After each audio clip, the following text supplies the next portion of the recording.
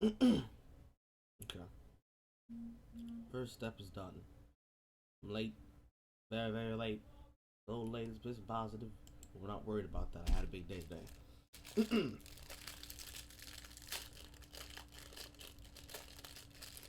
Now I know I need to go get Charzba. I need to go get Charzba. And then we'll be ready. And then we'll be good.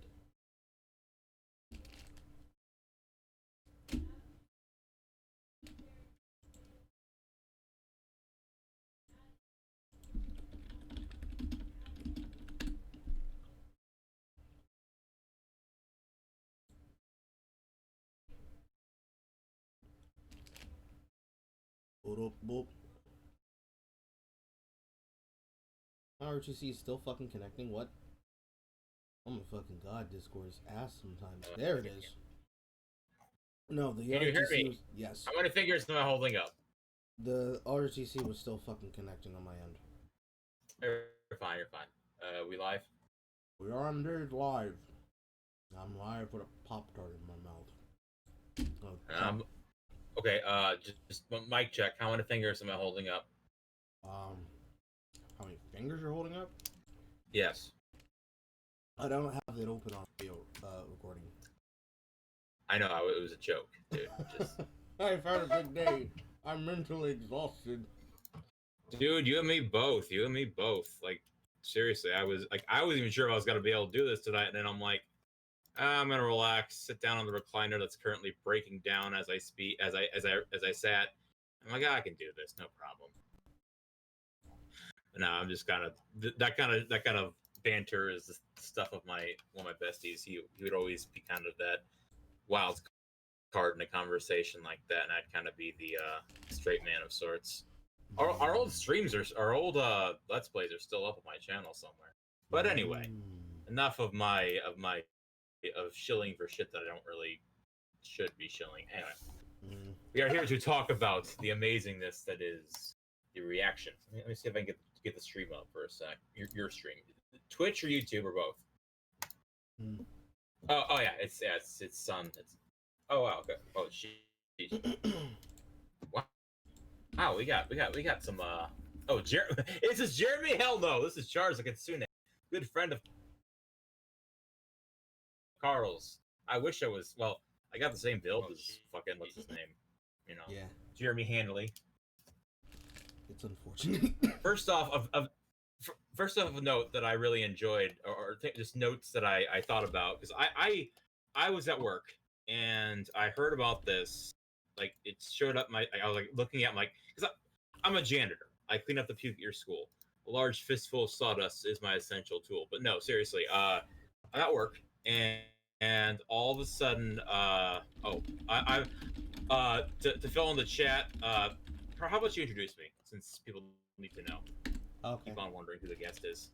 But I would. Oh, go ahead. Go ahead. Well, for my audience, most of y'all have regularly seen me interact with him in tagging events.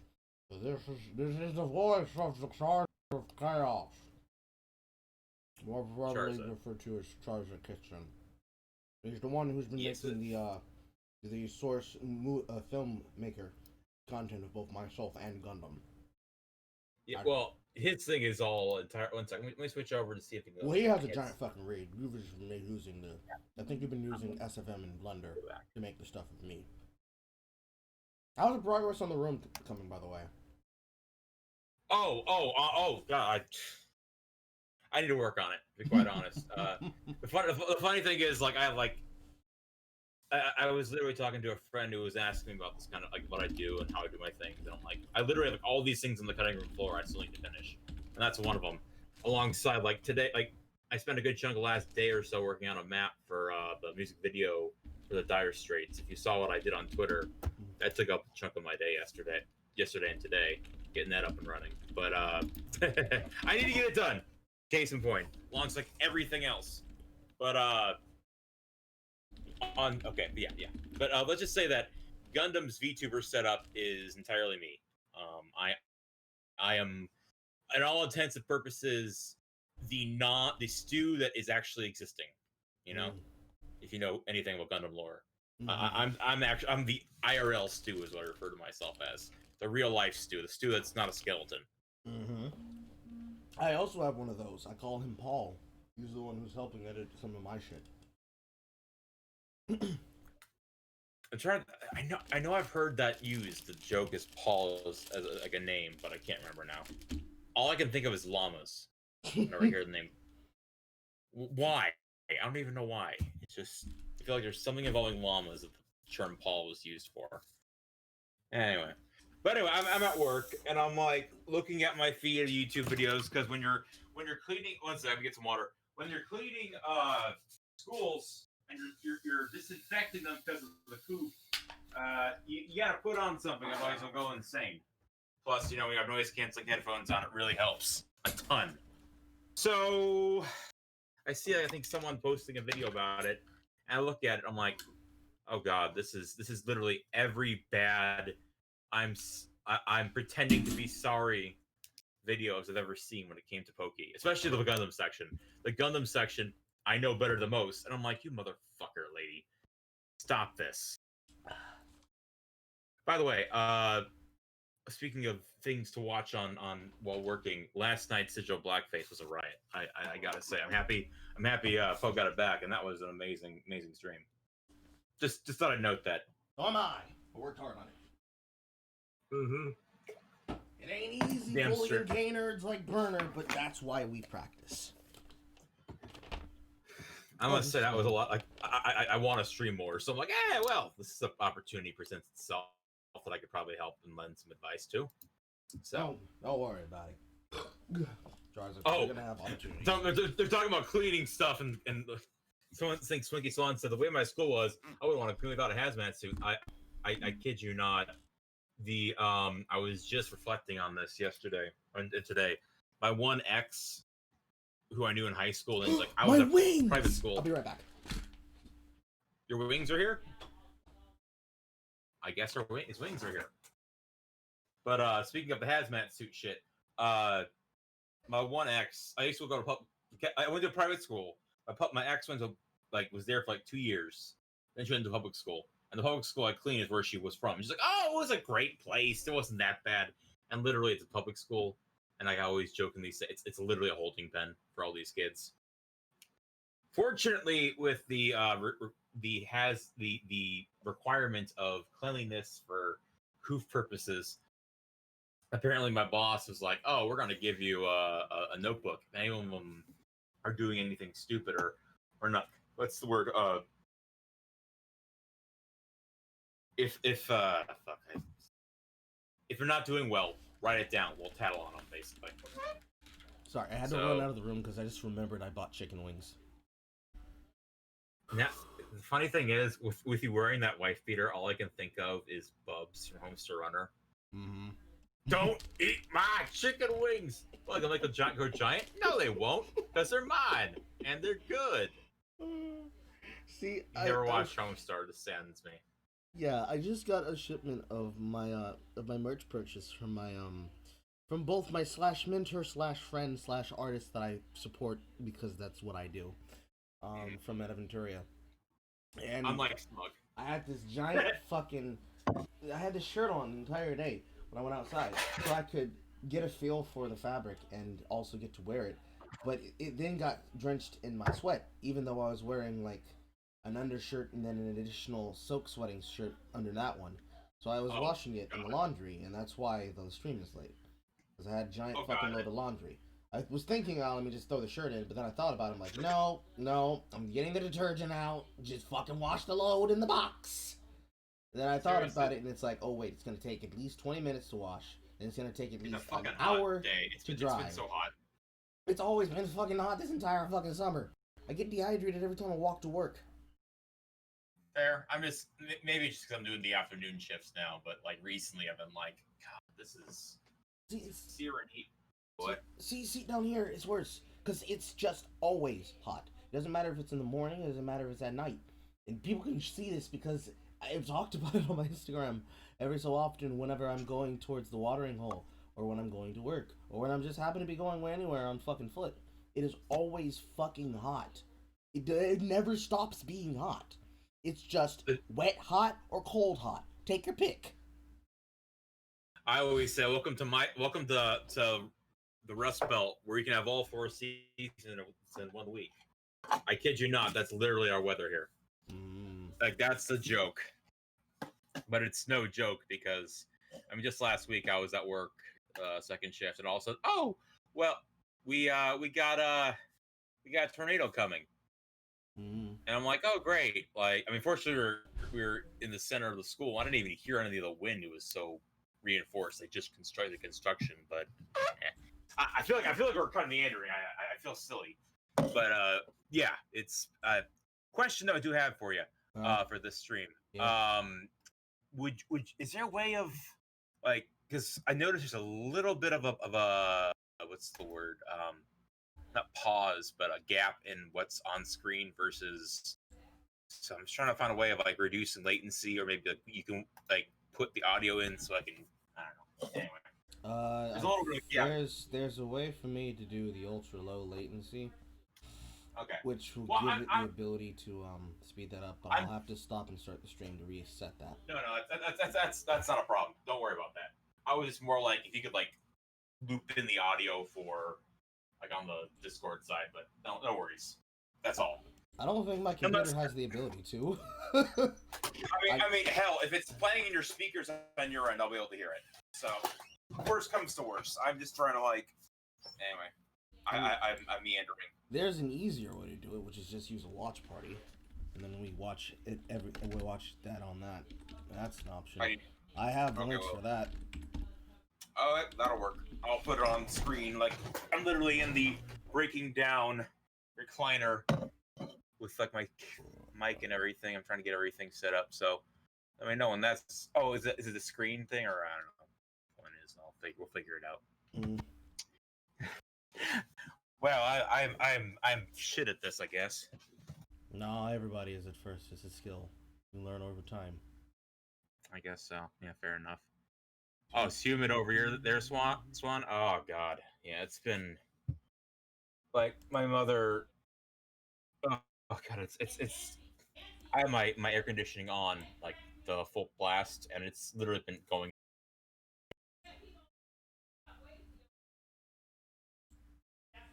I'm sorry, I'm hearing my mother be completely wretched. Wait me 1 second. Oh, yeah.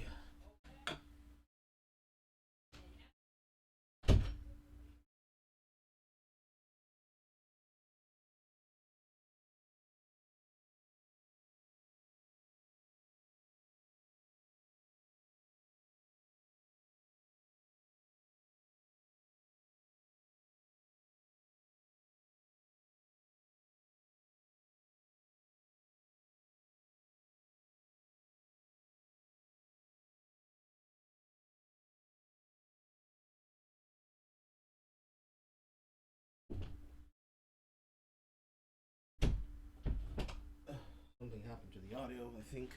Hold on, I will find out in a second. Let's check your Discord. Oh, something did happen to my sound. Hold on. Disconnect. Reconnect. You there? Yes. Something happened to my sound. That happens a lot, actually. It happens. Snarky Swan mentioned how in Scotland it's always humid. I was reminiscing about how Saltosaurus on Twitter, I think I was in our Discord once, and I said, are we gonna, because she's got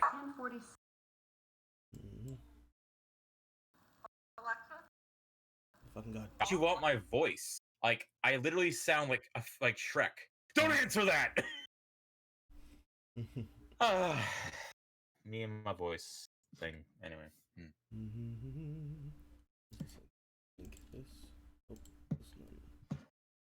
This is the. God damn it! I did not want to click on that. I know I do not want to go to Tumblr.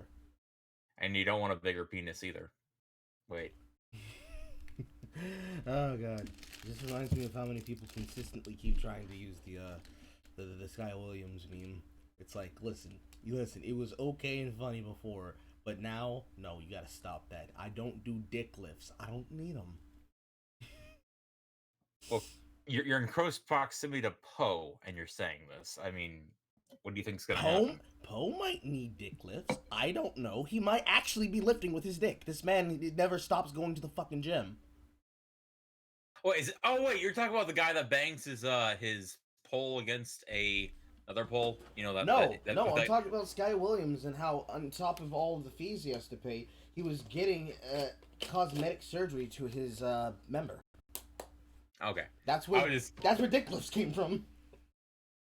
Who the fuck spends fucking $32,000 on dick lifts? I don't even care if you are gay or not. That's just super gay.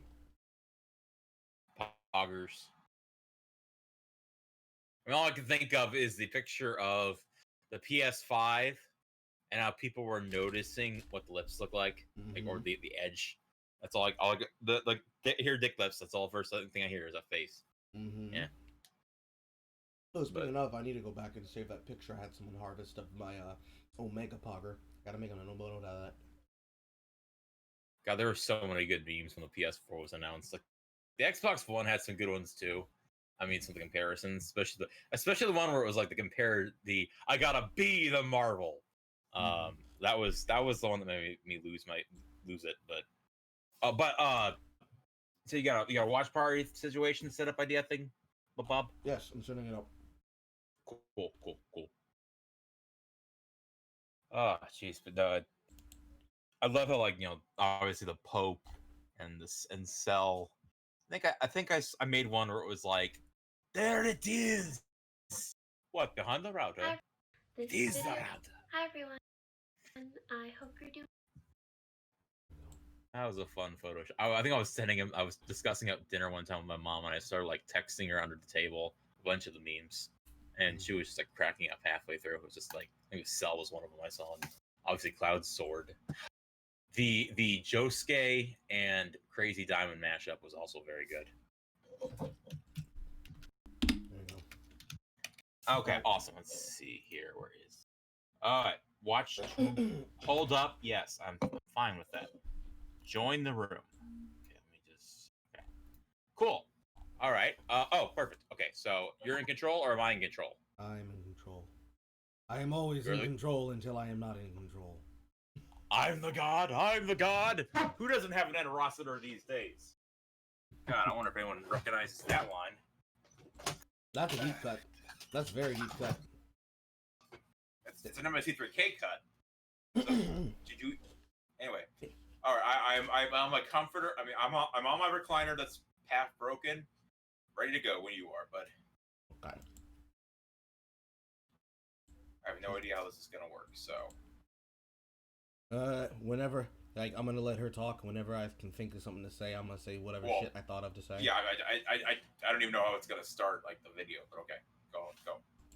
She welcomes the audience. That's all I saw.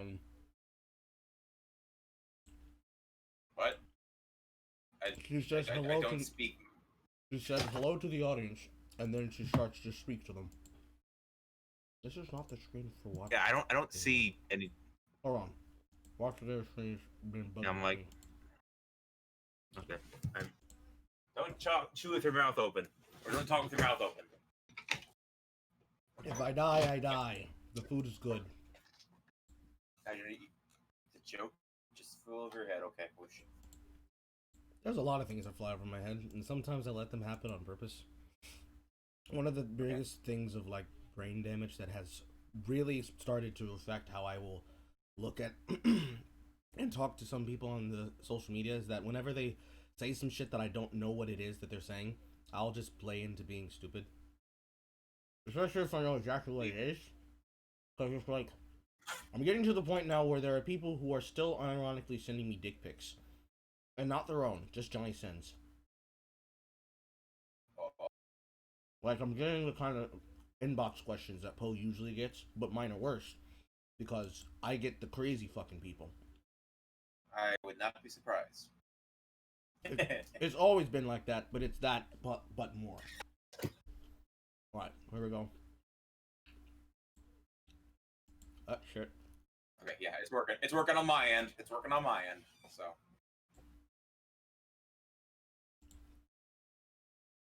Make sure I don't have something muted somewhere. Come on. Doing well.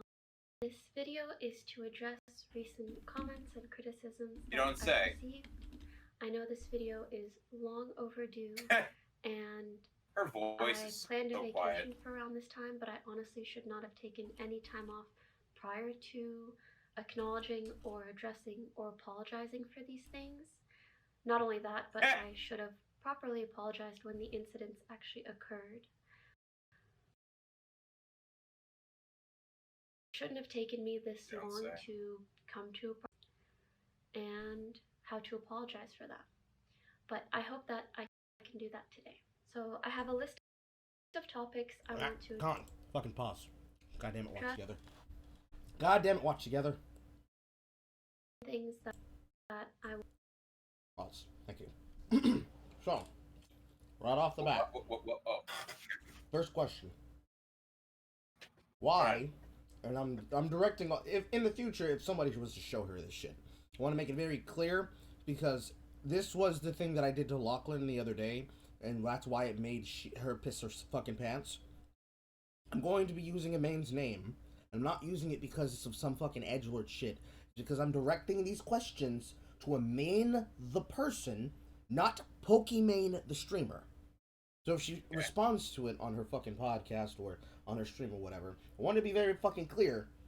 I don't give a shit for your fucking clout. I don't care how big you are. I don't care how small I am.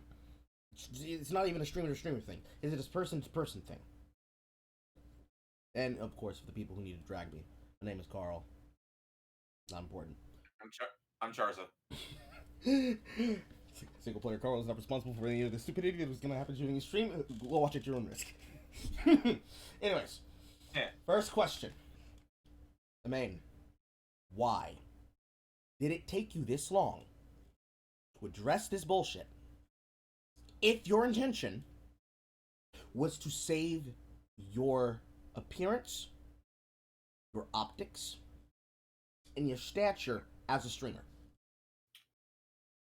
That ass. That's not a joke. That is not a meme. Even though it sounds like everything I say is Vosh but blacker. Ugh. I'm still not happy that my sister compared me to Vosh. Sin. Fucking sin, dude. For the record, though, there's a difference between you and Vosh, though, Carl. That I actually do research on the topics that I'm looking at, and I don't act like a fucking reactionary. That too, but also the fact that you don't have there's no picture of you with no shirt on and some blob of flesh that appears to be female in the background as an amazing out of context screenshot of one of your streams. I'm just saying, because that picture is legendary. True. And how, like, I'm just saying that. Anyway. I know. I made a meme of that thing, and it's the thumbnail in the video where I responded to his bullshit about Dear Girl. But there is a picture. There are pictures though of me out there with both the shirt not on, and that's from the Lazy Sunday one, and then there's the feet pics. I'm just out here being a hoe. It'd be really funny if you did the "Good night, girl. I'll talk to you again tomorrow." The Brad Paul. I'm sorry. Just something that came to mind randomly. I'm sorry. Continue. Anyways, Random thought. First question: why did it take you so long to cover this shit and even address the problems? If what you wanted was for people to stop trying to use you for monetizable, easy, consumable drama, a la Keemstar. And in case anybody forgot, full disclosure, it is because of Keemstar that we were able to deal with Natalie Casanova lying on my fucking name. But yes. But Keemstar and technically Calvin, Leafy, and technically iDubbbz, but not because he was involved in this, but because Leafy used the content top method to create his ContentNuke. All of that kind of blends together into the reason why it took so long. Because I know the answer and why it took her so long. It's because she didn't think it was going to blow up in her face. She was trying to let it blow over. If I ignore the problem and no one says anything, maybe nothing will happen. And then, like, Optimus made an hour-and-a-half long video of, like, all the commentary community coming together and saying, "Haha, look at Pokey. Look how stupid she is." Like, I didn't even get a chance to finish that thing. It was so long. I'm sure he made bank on that. Just saying.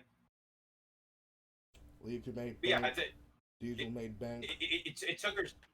It took so damn long because she's like, well, maybe it's like that, like it's this is fine kind of thing. If I ignore it, pretend like nothing's happening, then I want to then it'll all go away. The internet has low attention span, but no. It was also I'm sure you saw this the speed running that would be akin to Yandere devs. The Discord speed Even running. Leafy covered it. Any percent ban world record holders. Yeah, I mean, for fucking sake, Gundam made a video laughing at some of the banned words, including the Dolby Digital fart compilation. And also, before we go in there, she does bring up the guy who does the compilation videos.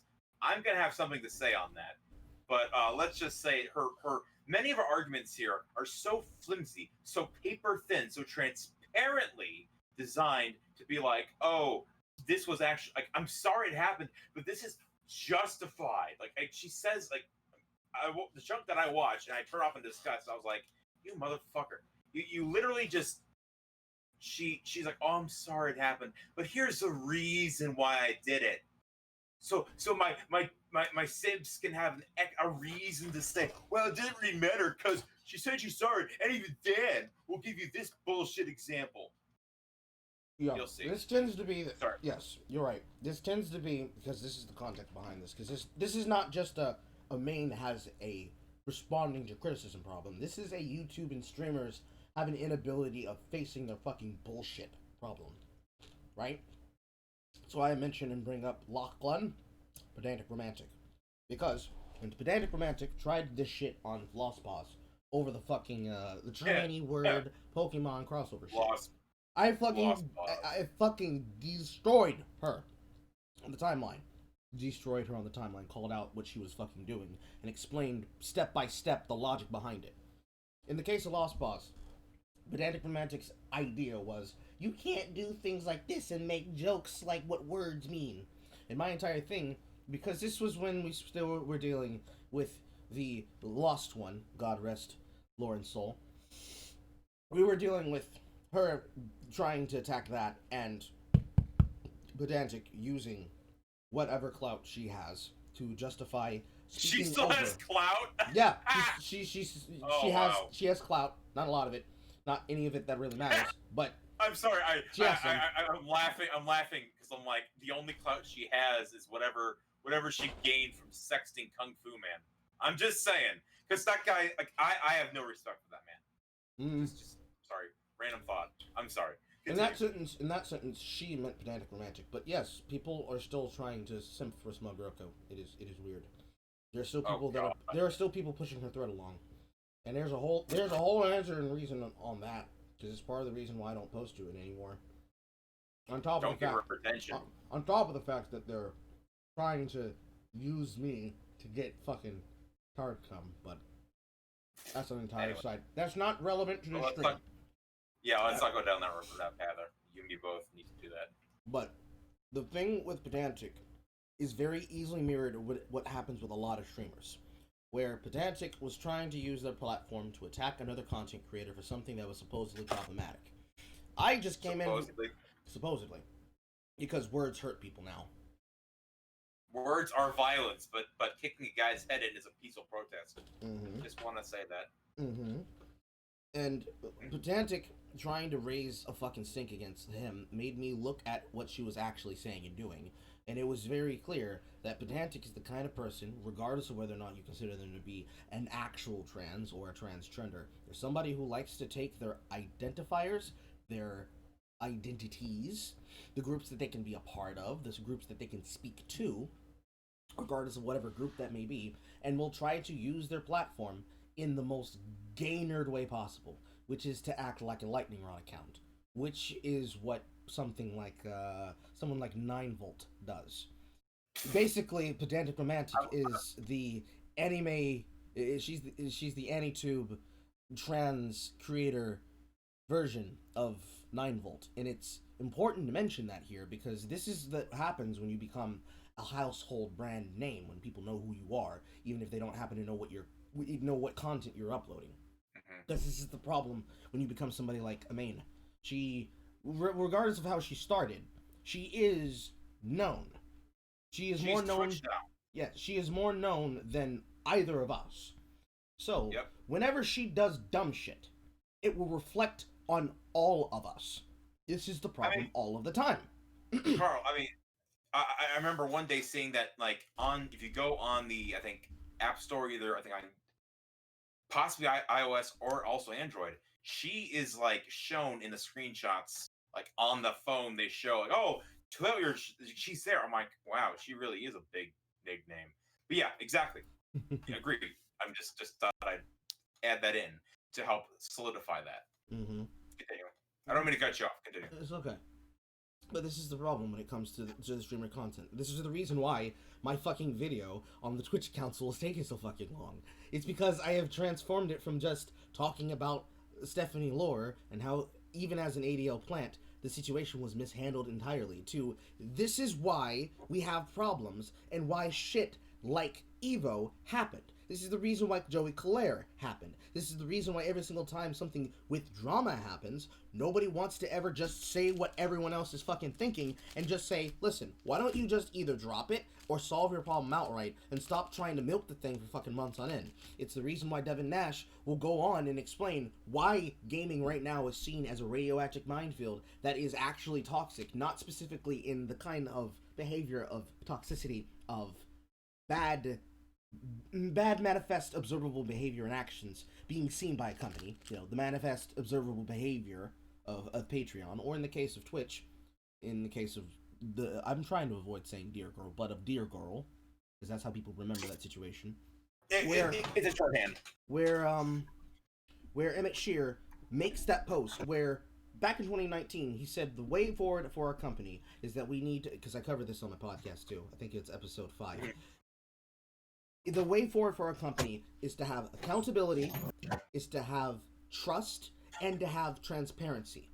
He came out of the situation, and because of dumbass people like Vosh trying to use dumbass comments left on livestream fails and claiming that the people on livestream say, all of these fucking chuds, you're the reason I can't have my big titty goth girlfriend future. Because he chose to make shit like that, and other people chose to try and monetize that shit to give themselves some kind of option to seem that they had their finger on the pulse better than anyone else, Emmett Shear looks at all that bullshit, takes all the criticism, takes all of the evidence that shows that, number one, even if Stephanie Lore did that shit because she thought she would have power, it's irrelevant, because the backlash that came from their comments, from someone who was supposed to be here to teach and learn and help the community of streamers learn how to have better streaming habits and to keep themselves safe. They are not supposed to be speaking like a fucking dictator. And then on top of that, the side story there, the more important side of that, is that Lizzie Levita, her partner, went onto the timeline and tried to bully the internet to try and justify her play. And it didn't work. And she did shit like telling other dyslexic people that they need to shut their dyslexic ass up and misspelling dyslexia on purpose as salt. And only after getting clapped out by everybody calling her out on her bullshit and showing not only do they have the archives that she said this, but they're not going to get deleted. She's not going to be able to just delete her posts and everybody's going to forget. This is the sad thing in that situation. She then comes out with, and I really want this to stop being a part of streamer apologetics, because I really don't like the metagame of streamer apologetics whatsoever. Because apologies should be very sweet, very simple, and to the core. Because, number one, you shouldn't be apologizing for something that you knew was going to happen that you intended to do. You're not sorry if the situation turned out because you were simply defending yourself and somebody else had a bad reaction. Me telling other gay nerds that try to mock me on the timeline, or any other streamer on the timeline, any content creator on the timeline, if that person hears some dumb shit that someone said and they smash it down, like literally the other day, where somebody tells me while I'm on that one post that was about the tryhards, they tell me, lol, live from my fucking from your stepdad's basement, where I directly show them, you're fucking retarded. I live in a house that I paid for. This is my bedroom that faces the street. What the fuck is wrong with you? This is what streamers need to do, but that they don't do because that's considered toxic. If I address people directly to their face and I tell them, you're being stupid, go somewhere else. That's bad, because I'm not supposed to react like that. You're a streamer, you know better. I'm not any higher than any rest of you. Fuck out of here with that.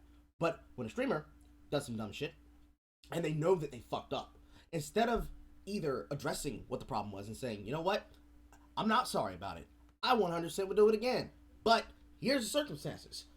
I don't know if you do the same, but this is what I did. If you like it, fuck it. If you don't like it, fuck you. Instead of doing that, it's always, I'm sorry, I didn't mean to do it, I'll do better, I promise I'll do better, please take this money, give it to a donation of your foundings and you want it. That's not helping us. Because number one, if you think that giving money to a charity erases all of the negativity that you brought from your own action, and you knew that you were intending to do it on purpose, you're doing nothing but showing that you're going to sing the song and dance that helps people to forget that you did shit sooner than later. Which is why it makes double fudge no fucking sense that Imane chose to wait until now. Unless, of course, you factor in that she didn't think that it would get this far. She thought everybody would drop it. She thought the White Knights coming to help her would be a thing. And the key thing there is that I don't think people like Call Me Carson or White Knights because they said, hey, it's a good idea that you take us time off from the stream. It would be a good idea for her to do that, because then she can reevaluate how she makes decisions going forward. What it doesn't mean is it does not mean that right after you antagonize somebody for making compilation work of you tell them, hey, be a better editor, make better content. It doesn't make sense for you to then go to Gundam and antagonize him on your stream and direct people to send him harassment and get his fucking sponsor dropped because you don't like that he's making fun at dumb shit that happens on the internet.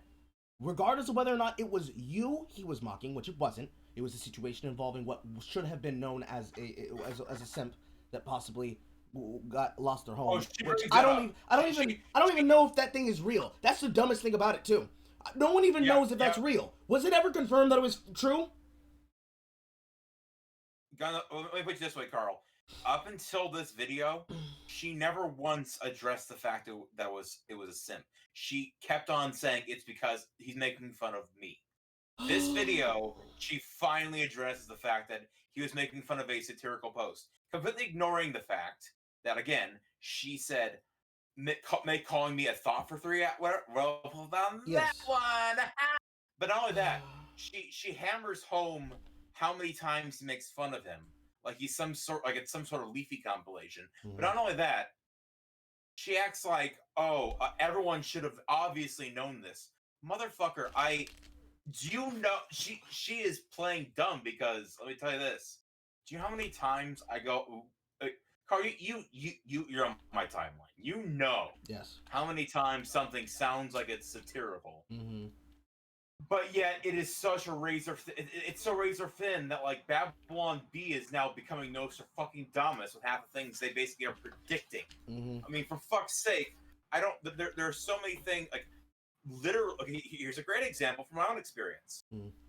I made about a month ago a using 15 AI. I used GLaDOS voice. I basically had her speak the opening monologue for Escape from New York as a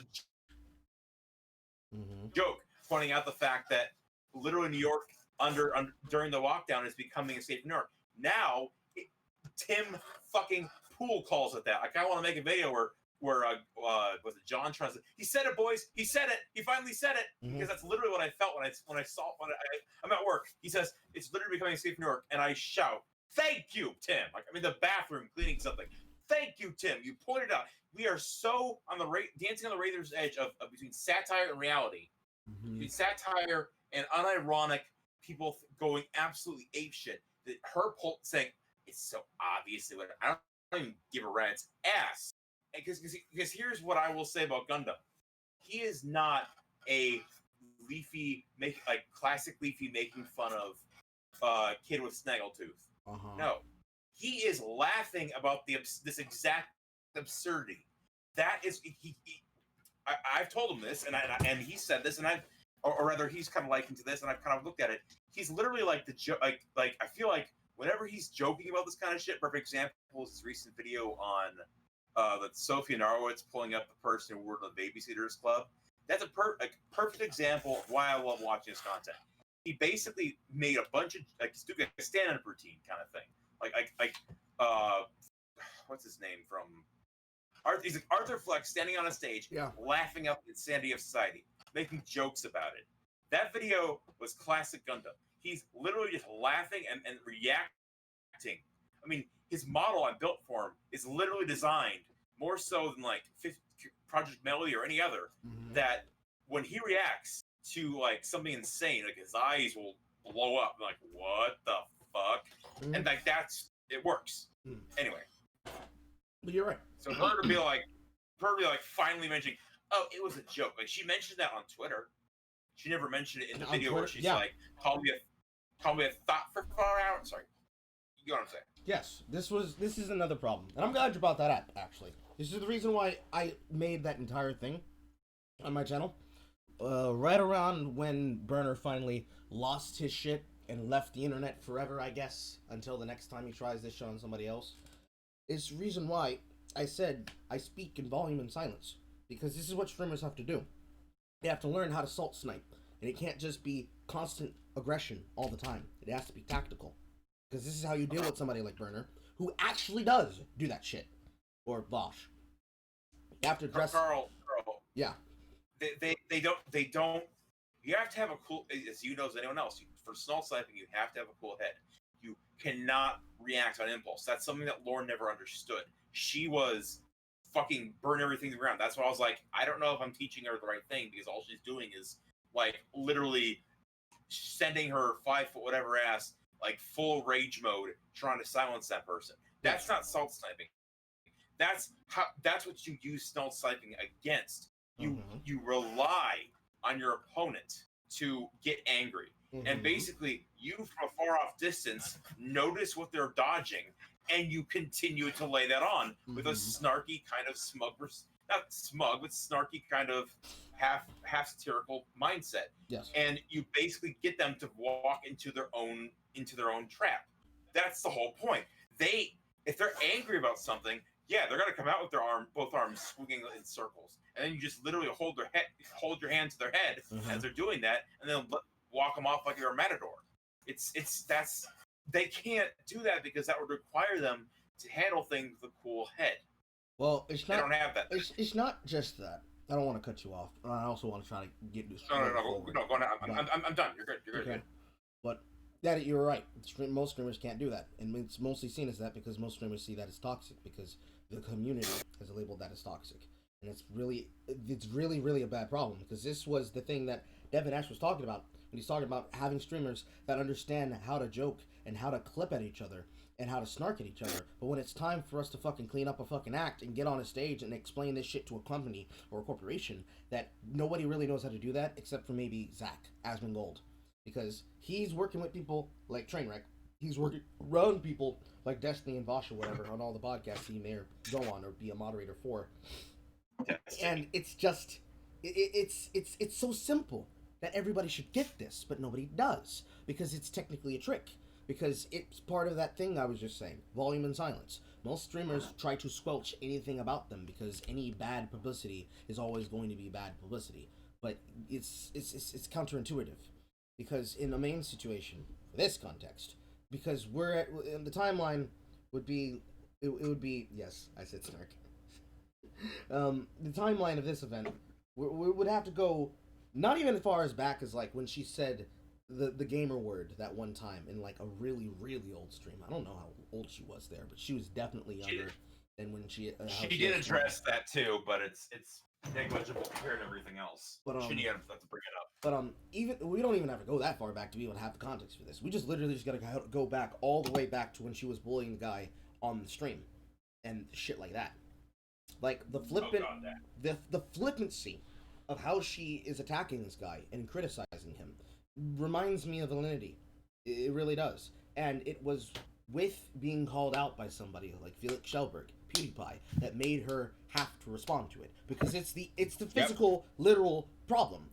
she'll mock. This is something that the Griff Left does, but she's not a political kind of streamer, so that's not at all what I'm saying here. But this is something that both the Griff Left and the Griff Right do, where they will mock you, because this is the shit that fucking Papa Bird Jake tried on me because they didn't think I was recording the entire session.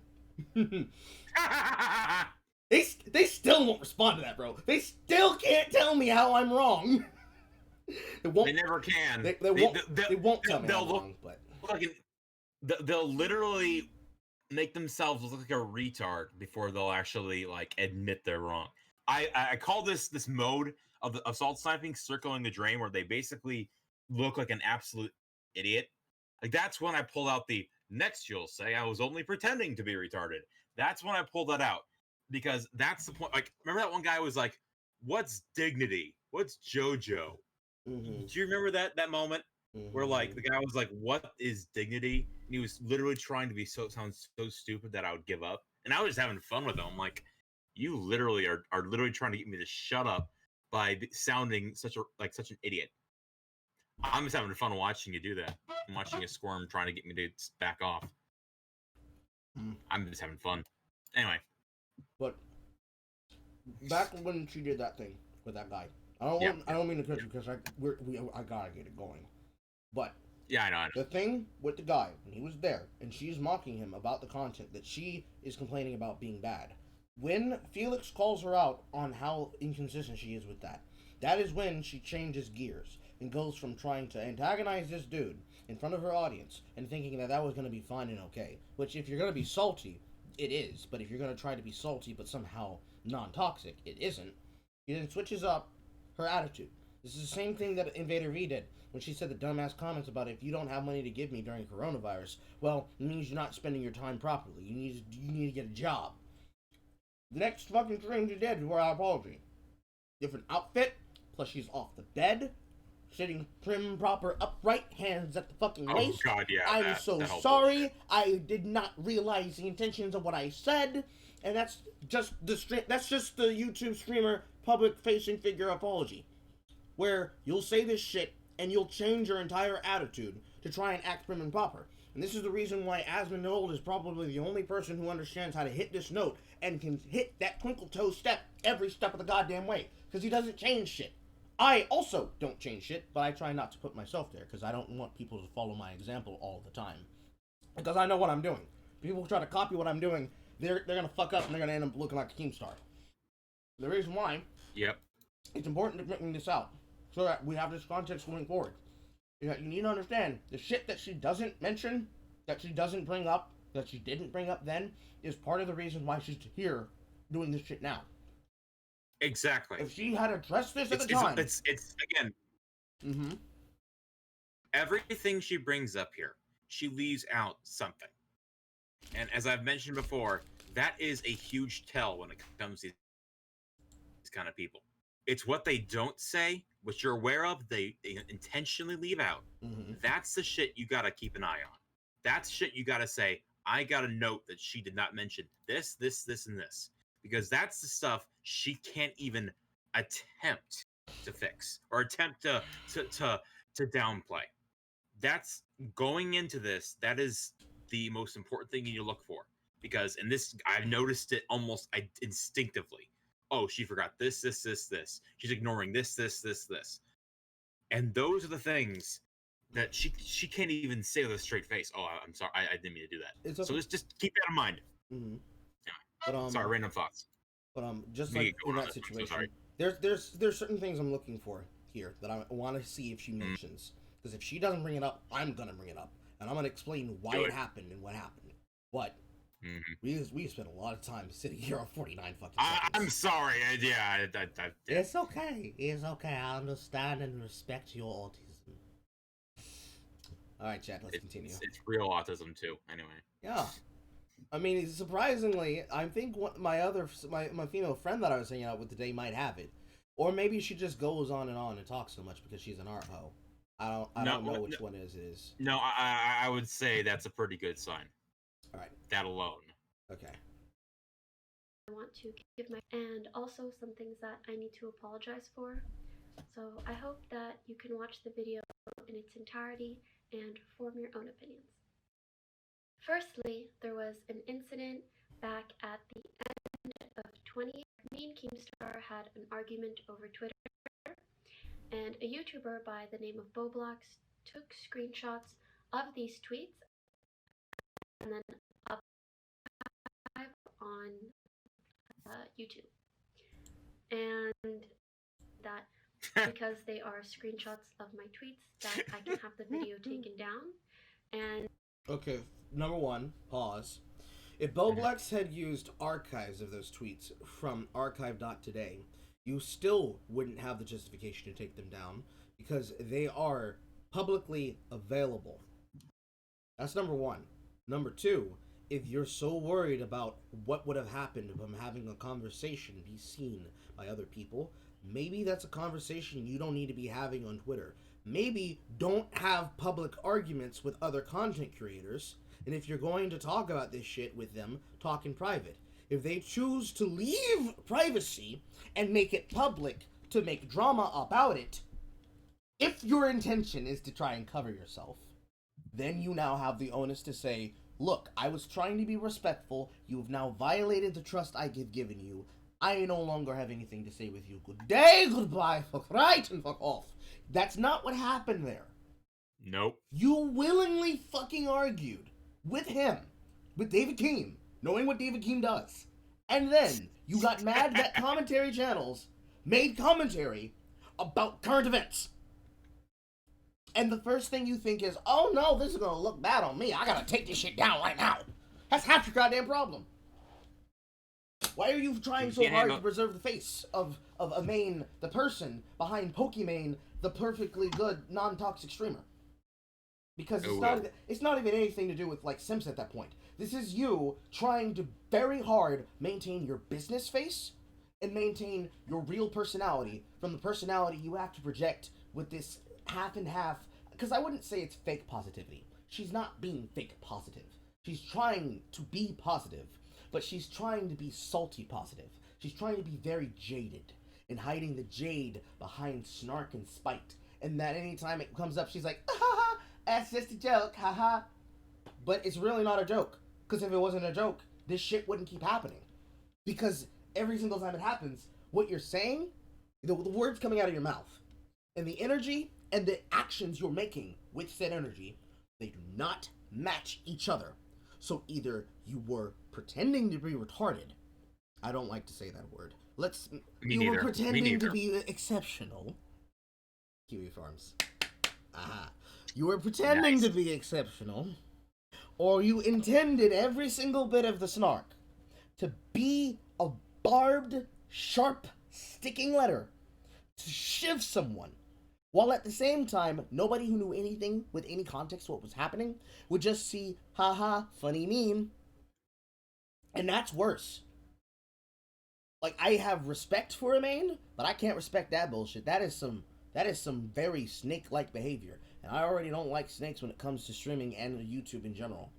Because this is the kind of shit, again, that the grifters do. You're trying to sell your audience something. And you're selling them an experience, and you're selling them a meta-narrative. That, haha, these people just can't help but attack me. I don't know why they try to use me like this. I'm not to be used, bought, and sold. But at the same time, you're giving them the drama that they want, and you're saying, oh, but it's justified when I do this, because you see, they're coming at me, so, you know, I gotta poof, knock the lights out. If that's how you want to do it, you can still do that. You can be a dick, and still be right. Because if you're going to be a dick about it, you're gonna be a dirtbag, then just do what Calvin did to you, right? That's how you do that. Give people what they want, but at the same time, give them the context that they don't want to go with it. Because this is what creates the monetizable drama. People don't tell what's going on, and they expect everybody in their followage to follow the meta-narrative that they build of themselves. Meta-narrative of Pokey is just an honest, sweet girl who doesn't do nothing to nobody, and is not like those other girls, hashtags TM Trait Snark. That meta-narrative is running counterpose to the actual evidence that supports Pokimane is extremely toxic when it suits her, And when it doesn't suit her, she will go to the Misfits podcast and say, well, I wanted to go to the MCN to take this down because I knew that this would hurt me in the future, and I just wanted to establish what I did and didn't know, and what I could and couldn't do, and I may have made missteps, and I apologize for those, but the reasons that I did it justified my actions. You can't have the both of them. Either you're being an asshole on purpose, or you just made a misstep, you didn't mean to be that rude, and you're trying to find the equilibrium between being respectful and not giving the time of day to bullshit that you know is not true. And that goes out the window because we already know this shit is true. People aren't stupid. They're not blind. They're not dumb either. So if you stop doing that, if you stop going into situations expecting people to just believe you, and you instead assume that everybody is smart and knows how to look up what you're saying and find out if it is true, be it resolved that what you want is less drama, being honest from the beginning and giving them the detail that helps them come to their own conclusions, like you say you want them to do here, allows them to have that attenuation of the truth over the lie. Because lies of omission are still lies. It doesn't help you. It hurts you. Because when you could have given everybody the context, regardless if it would have damaged your reputation, they could have said, you know what, maybe I don't agree with what she did. But she was honest about it and she owned that shit. She ate that whole ass up. And I respect that. Imagine how much more goodwill you would have put out if you had done that. Probably amount of the lesser amount, an equal portion of amount of goodwill that I'm not gonna get because of how much I'm laying into this. But I cannot express this enough. If what you wanted was less drama, you could have solved this all the way back when you got called out by Felix. If you had just done that during Beauty Play, you would have said, listen, I didn't like that the guy made shit about me, okay? I don't like seeing content about me like that, because I don't like people sexualizing me like that. So I feel like I have to go hard, because if I put up this front and I become this aggressive, maybe it will deter people from doing that. Which, by the way, Streisand, not gonna happen. But if that's none of these guys know who Streisand effect is, and that's one of the biggest flaws. I think they know, but they don't think that it'll happen to them because they hope that everybody thinks that it's as dumb to them as they hope it's dumb to everyone else, and that it'll just go away because it's like that is and it's like that, and it's like no, but trolls exist. This is the reason why LSF exists. Well, not LSF as it used to exist, right? Not people like Howie who makes the kind of content that you do, but in song form, where you can look at Howie's channel and you can go all the way back to the Mitch Jones years, and then go all the way up to, I think the last thing he did was the Caterino song, and you can just see this entire epic, this entire archive, if you will, of streamer culture back in 2012, 2013, 2014, 15, 16, 17, 18, 19, current year, and see how all of this shit has evolved and changed from us having fun to us now being focused on the monomyth of a couple of streamers, or a handful of streamers that we know the names of. You know, your Greek God X's and your XQC's and your T Martins and your Dr. Lupos and your Summit G1s and your Mains and your Bad Bunnies and your Invader V's and shit like that. With a little bit of sprinkling of Mark Kern, Devin Nash, Asmongold, the three esports reporters that I actually respect, Thorsten, Rod/Breslau, Richard Lewis, you know, the ones that actually have integrity and aren't full of shit. Sophia, I'm not even sure if Sophia streams, but she should. And other people like that. She should. Yes. But all up in there, if you look at a channel like Howie, spelled Howey, I think it is. You'll look up the Caterino song, you'll find it. You look back through that shit, it is a night and day difference between what people think streamer culture is and what the apologetic nature and metagame of how we respond to this shit is and why. Because LSF wasn't supposed to be a drama outlet. It was supposed to just be where people posted live stream compilation fails of streamers baby raging during something like Darkest Dungeon because they got their fucking highwaymen killed off of some stupid ass action. It's a freight train that has been rolling down the track, and over time it has just destroyed more and more and more of what we already had, and someone has to help get it back.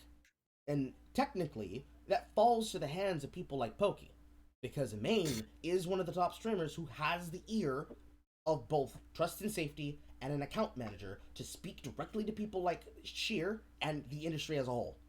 When she fucks up, like I said earlier, it reflects poorly on all of us, because now when people ask the question, when it comes to the bell curve of information adoption, and people ask you, okay, well, do you know what streaming is? And everybody's like, oh yeah, I know what a streamer is, but isn't that the thing where people do a whole bunch of toxic bullshit? That's the perception that comes off from that, because when you have situations like, oh, I don't know, the entirety of EVO being canceled because the entire Smash community gets revealed as pedophiles, and not just revealed as pedophiles, we got you on tape. We have the logs. You admit to it. And in the case of Cinnapie, we got you from 7 different fucking angles with Puppy.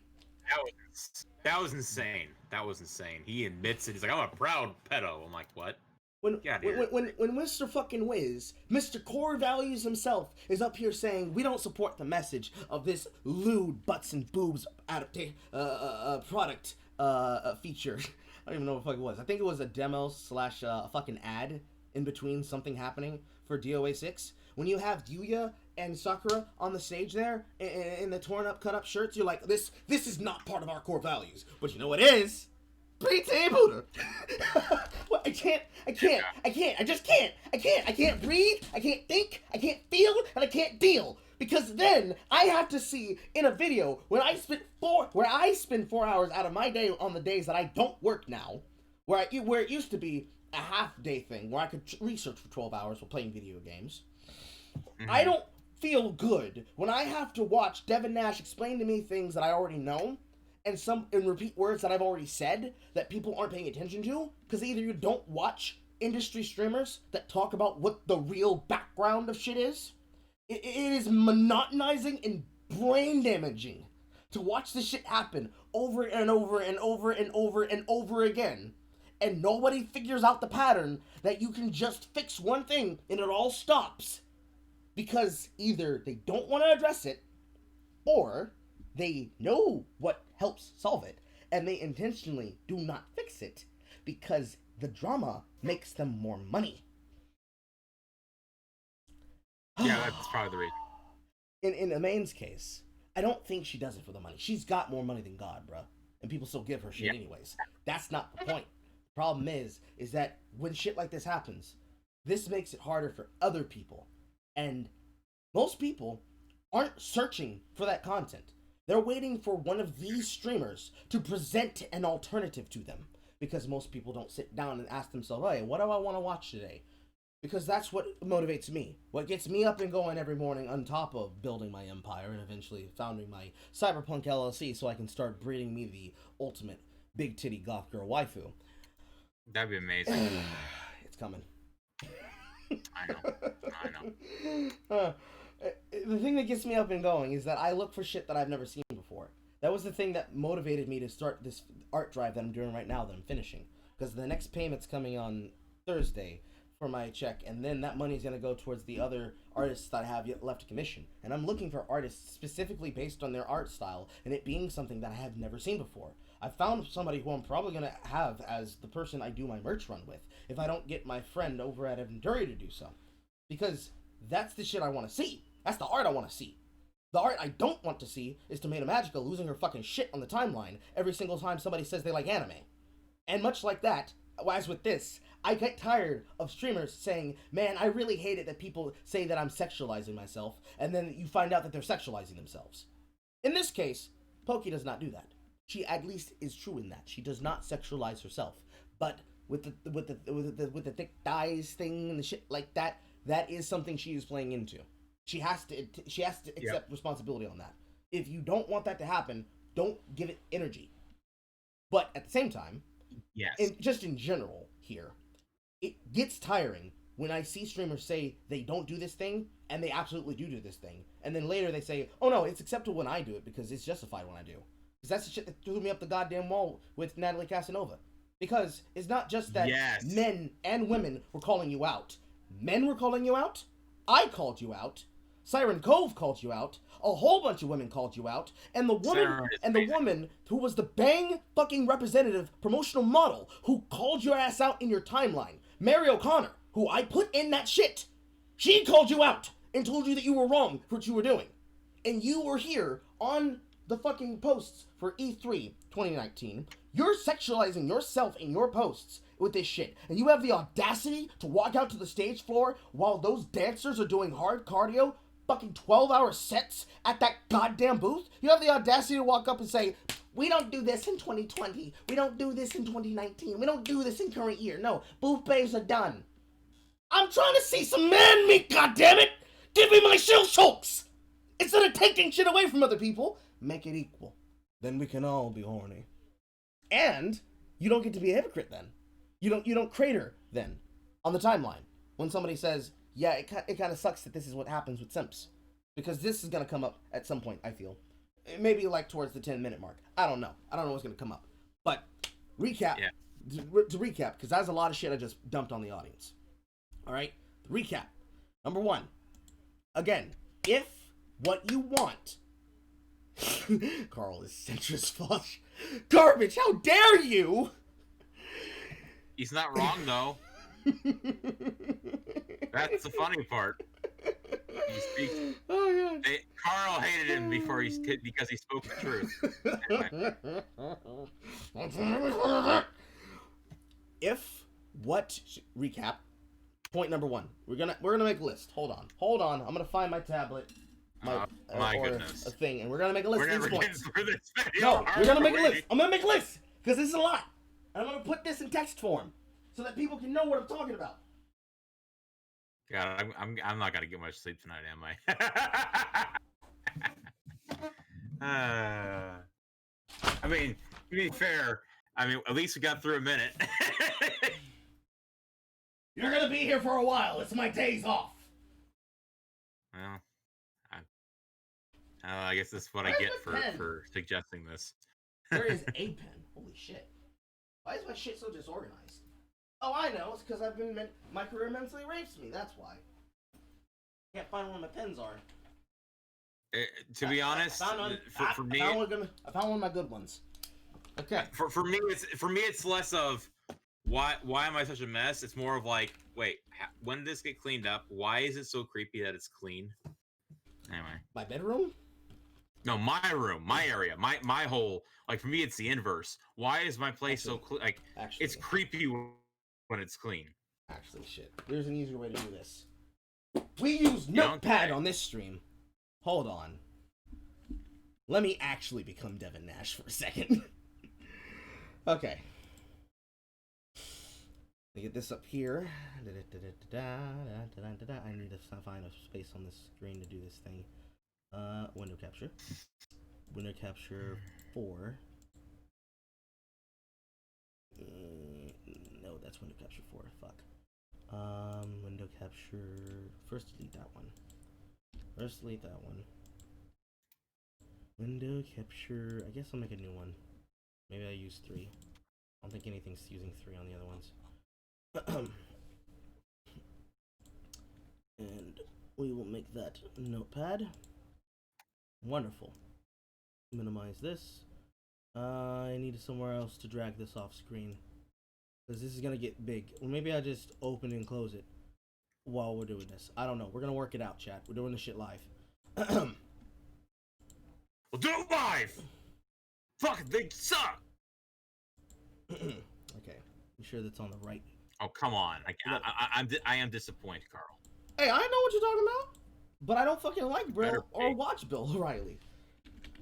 That's just a meme, okay? Jesus. I know it's a meme. It was started by Bill O'Reilly, though. And I don't like Bill O'Reilly. I know. Also, where's my also of note, chat, word to the wise. Never read Huxley's Brave New World and then follow it up with never read Brave New World and follow it up with reading a Culture Warrior book by Bill O'Reilly. Trust me, you don't want that to happen. Let's see here, what font should I use? Let's use Shining Force. because you'll think that the world is much more crazy than it is. I mean, it was, but anyway, Brave New World is a terrifying book when you look at it today. Okay, that's good. So, point number 1, or no, let's title this: How Imane can. I'm gonna type with my eyes closed because it usually just works better. How Imane can be able to fix her clout / what's the synonym word for appearance, presentation? Yeah, just oh god, I know what you're saying. This text is slightly too big. Fuck, I totally brain fart. I don't even. I'm angry now. I feel like I already used the word, but I forgot. How Imane can fix her. That window big enough? It's not. How Imane can be able to fix her. It's not notoriety. I know it's not notoriety. Marketing? No, not marketing. Something problem. Let's say marketability problems. Marketability. It's like the thing they were trying to improve in Hancock. You know what I mean? Yes. Public relations. Let's go. Let's. I don't think that's the right word that I'm looking for here, but it's the closest one we get. Doesn't matter. Jeez. Oh. Fix her public perception. Public perceptions. There we go. So, number one.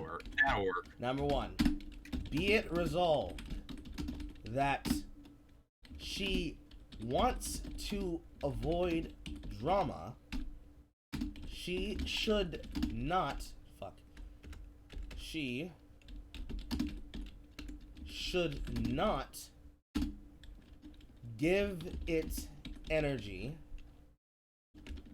and use it to boost herself if the memes that she doesn't want are the same thing that she claims she doesn't like. Which you could just shorten that down to internal consistency. Yes, that's true. There you go.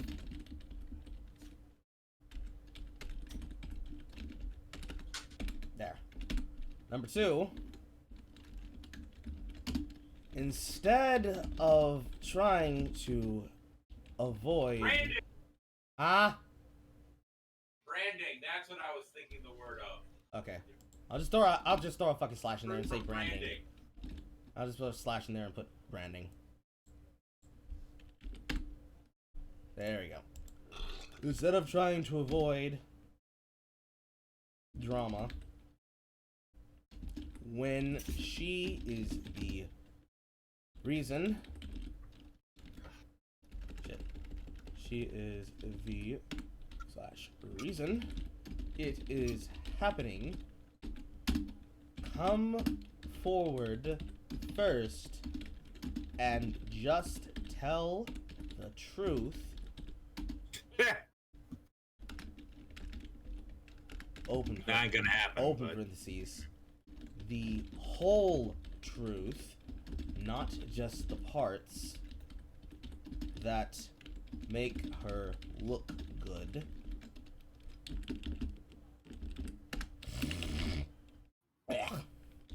More drama when she's the reason it's happening. Come forward first and just tell the truth, the whole truth, look good, and accept whatever happens next.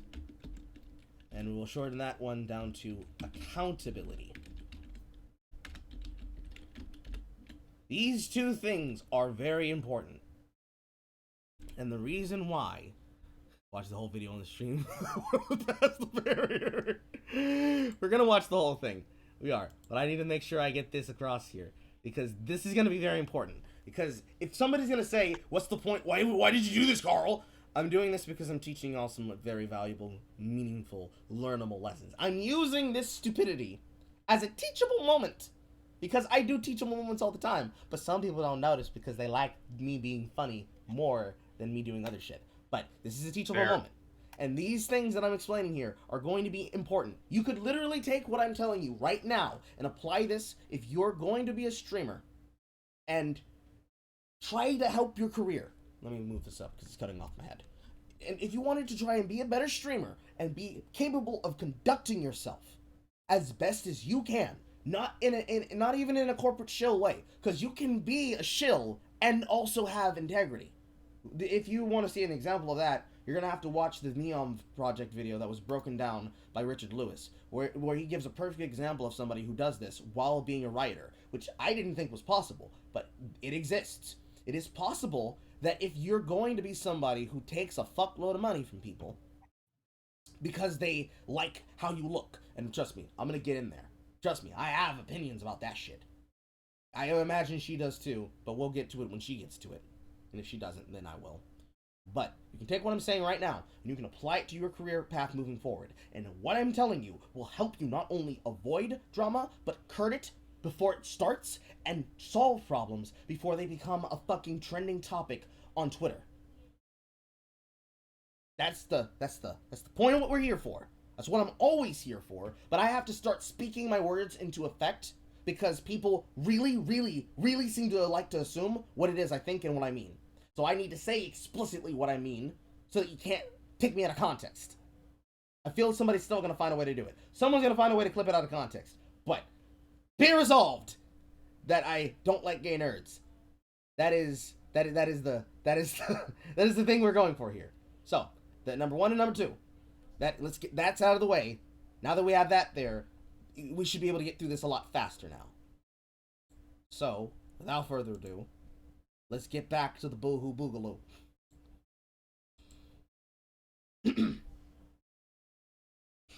Where's my alcohol?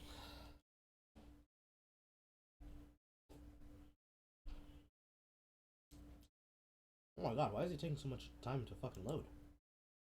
Watch together, get your shit together. Oh, audio render error. You son of a bee. It's because I talked for so long, isn't it? If it's giving me that, I might have to just switch over using the original page. I don't know. Let me try restarting it.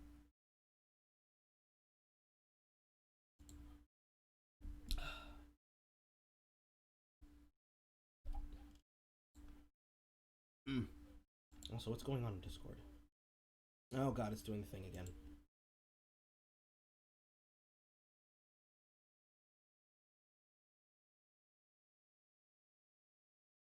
Boo boo, can you hear me?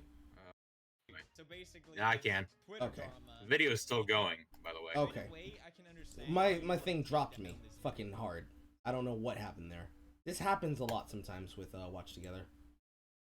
Okay. It's just a sign that I need to get the new computer faster. This fucking thing is falling apart as we speak in real time. I'm not surprised. Had spoken about Ah, fuck. it. I clicked once too many times. So it There we go. Pokimane. That and the buffering She is dragged annoying. this video called Keemstar vs Pokimane Twitter fight together and uploaded it on YouTube. So basically, this Twitter drama became an even bigger drama thanks to the YouTube algorithm. So in a way, I can understand why you want to take down this video, but the problem here is that you're just drawing more attention to it. and frankly, my apology at the time was not very good, or was not good enough, period. It was bad, and yes, it was not good enough. Continue. Yeah. Iterate that I'm sorry for taking down that video. Sorry. And since then, You're not sorry for taking down that video, because if you were sorry, you would have publicly donated money to that person, and you would have publicly apologized for antagonizing them on the timeline. You did not do those things. Therefore, that is not good enough. Because guaranteed you made money from that. You make money from every time something happens. But you made money from that. So, you should give back from the monetizable violence by giving somebody monetization. That would be the justified thing to do. You're not going to do that because you think Hell that no. an apology is good enough. Which is why I say I am fucking sick and tired of the modern day indulgence in these goddamn apologetics. If you truly give a shit, the money should be irrelevant to the apology. You should put your money where your mouth is, to be honest. That's what should be happening. Yes. If you're truly sorry, show it. Don't tell it. If they're going to, because see, most of them, they have to say that they're doing this because they have to physically respond, because if they don't respond, it's going to be seen as a form of weakness. This is the same reason why people don't block people on social media in general. It's because if you block somebody, if you're the first person to block someone, and it's because the person is being a disingenuous idiot, exceptional or not, it gives that person the ability to believe, haha, I made them block me because I was right, therefore I win. And this sometimes happens a lot. Like, we will laugh at people who block us over dumb shit reasons because we announce what we're doing. We will show people, this is what I said, this is what I did, this is what you are doing, this is what you continue to do. Why are you being a gay nerd? And when you get to, why are you being a gay nerd, that is usually when they block somebody and then run to their followers and say, oh my god, can you believe how those dumbass, stupid, nasty chuds treated us on the timeline? This is the reason why they're all trash. That is funny to us when the people block, because you are the one in the wrong. We're more than willing to talk to you, but you are so incapable of staying on topic for 15 fucking seconds. And not in that context of here, because we're jumping all over the place. This is alcohol I'm drinking. I'm also going to note, or you could have a situation with Mars Girl that I have with Mars Girl, where I literally live rent-free in her head. And she has me blocked, and yet still quote tweets me, and I'm like, Mars, I'm willing to talk to you. Apparently, what's her name? Amy said, I will pay you like 14 grand or something to that effect to debate me on the subjects. I want to, like, she's willing to put the money down with Mars. Aimbot Amy? Our Amy? She said that on a stream. I don't know if she was being serious or not. I was kind of like surprised. I'm like, where does she have that kind of money? But, you know, that's what she said. You are talking about Amy, yes?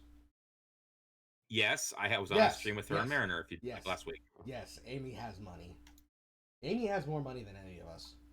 I'm learning more things every day about her, and it's like just random asides. I'm like, what? Anyway, you know what I'm saying. Here on Single Player Carl's channel, we learn things about all of our interconnected content creators. we're a fun batch. I really do like this group. But not gonna lie. But yes, the first problem with the entire blocking thing, right? Because this is actually a very important piece of internet culture that people sometimes don't get. Because a lot of people who are not denizens of the internet don't understand the reason why people mock people when they block them. It's not people mocking you because, lol, you blocked me, therefore I win. That used to be maybe the troll perception of it, where the point of mocking the shit out of you by trolling you was to get you to react, and the reaction that most people look for was either a mute or a block. Mutes don't really work because a person can mute you and you can never know that they decided to ignore what you said in the first place, unless, of course, they are still talking about the thing whiles after Believe me, the thing happens. When Carr muted me for a while, I figured it out, and then eventually he blocked me. Yeah. Like 6 months went by, he had me muted. Then he eventually blocked me. But can't imagine why. I don't know. Maybe he needed time to enjoy the green M&M. Oh, he knows who I am, and I enjoy that. I enjoy living rent free. And by the M&M, I mean his black wife. Although she is a looker, she's smart. A little too chunky for me, and even then, I mean, I don't know. I don't know what it feels like having Shiva as a wife. I will say this much, Carl. Let's just say that Liz is like, as soon as he runs out of money, she's gone. Iron Liz is like, she's looking at like that. Like, as soon as he runs out of money, she gone. And considering he had to do a 3-day long marathon one year, like I think 2019, like he did 3 days worth of live streaming to pay off his $5,000 worth of taxes 3 days before it actually is due. Ooh. Yeah, he's yeah. I feel like how long. I feel like I need to apologize because having Shiva as a wife, that is a very deep fucking insult. I don't even know. She is She is definitely better than a fucking shitty game made by NetherRealm Studios for Mortal Kombat 11. Oh god. Shiva. That's Shiva. That's Shiva. To be honest, fucking hell, you ain't wrong. That's literally who she. It took a minute. I thought you meant Lady Shiva. I'm like, what is he talking? And then I realized. Then it clicked. Sometimes the shit that comes out of my mouth it does require context. You'd be slapped, yes. Oh, I remember when I tweeted that out, and I was like, "This is really dirty," because she's actually better than whatever the fuck's happened out in this game. And after fucking 11 Aftermath, oh my god. Oh, Mortal Kombat is so fucking ruined. What is wrong with you, Ed Boon? The problem is, and this is the part that really pisses me off about that game. They're not doing Ash. I mean, I don't even know if they're gonna be around considering WWE's ready to sell WB games. But the fact they removed Ash and said, yeah, it's not happening, I'm pissed. And I guarantee it was because it was something on NetherRealm's end. Like it was like they're gonna do some stupid shit, and then like Sam Raimi's like, no, we're gone. Bye. We'd rather not. And and we lost possibly the best crossover ever, Ash versus Spawn. I mean, people found the dialogue trees for those two. They were fun. Anyway, sorry. Yeah. We gotta start speeding this up because chat is yelling at me for this fucking stopping and starting. I'm sorry, guys. This is just how the content goes. If we just sat here and just constantly looked at it and just laughed every once in a while, it wouldn't be transformative, and we'd be just as guilty of Pokimane of doing what she's doing as anything else. Who do you think we are? Pokimane? Who do you think we are? Destiny? Who do you think we are? The guy who said that America deserved 9/11, who is like the nephew of the Grand Turk guy? No, we're not those people. Asana B, but Mo, you know what I'm talking about. I got an even better one. Who the fuck do you think I am? One angry gamer? I mean, does he stream? No, because he's actually a coward who will never show his face. He has cut. No, this was what Tech Review USA looked into. What I looked into. He has scrubbed almost any and all pictures of himself that has any mention of his name near it from the internet. The fuck is he? I don't know. He's Diavolo. I don't know. I don't know. But when he went off the fucking rails and made the Traitors of USA, the Traitors of America fucking list, that was the thing that everybody was looking into. They were like, who the fuck are you? And there was a picture of somebody who was associated with the name on there, but it was just a glitch of the system of the YouTube Google algorithm. It took some other dude's face and said that this was Billy Usher. So I was confused because I have a picture of Billy Usher somewhere. I need to find out what drive it's in, but I have what Billy Usher looks like. It's so funny. Like there's the Bill Watterson / Steve Ditko crowd, like those who have never had any photos. Like there's that's a different tier. This is Diavolo level. Like I am going to scrunch the record of any picture of me. I'm sure if he had a daughter, he'd hire a group of mafiosos to bring him to him so he can kill her. God, Golden Wind. Seriously, like there's Stevie Co, and then there's this. There's fucking Diavolo. Garbage reviews. If you actually watch the first ever live stream that I started doing on my channel, it should be the one that was for the Vice debates between the big gay community. It's not called the big gay community, but I called it Big Gay Community. The debates between them, the two-parter video that I did it myself. I use that method when I'm by myself, but when I'm with other people, I prefer to use the EFAP method because it just makes for better content. You can be off the cuff and make jokes and diatribes and segues and everything, but I gotta keep it on content because I have to remember that that Charger does have the touch of the tism, and I also have to. Ain't nobody got time for that. And I also have to remember to make sure to speed through this, but. I'll get through the thing I was finished saying about the block before we get to the other thing that she's about to say, I guess. The thing about the blocking, because this is usually what influences the decisions of streamers when they try to cover whatever stupid shit they have to respond to and reply to. The problem with the blocking is that it's not being used as a trophy of sorts. It can be, depending on who blocks you, so you know who's been actually looking at your content, because that's something you can really learn about people. Not who they watch the content of, but who they're blocked by. we look at the metric of blocking as being pathetic, because to block people from having the ability to speak, if you don't want to hear what they have to say, you can mute and block them. But you have now shown that you cannot or will not argue with what they have to say. And if it's a thing that's as simple as they keep calling you gay and you're not gay, you're a whole ass married woman with a whole husband, and somebody like say, oh, I don't know, Mother's Basement says that you're an incel man who just made something like Nekopara because you are this incel type, and your name is Sayuri and you're not that, that is something that if somebody were to block you over that, which I'm pretty sure Yazzie did after I made my video, where I basically defended Chronexica because they were being gay nerds about that. That shit is what we look at for actual cowardice.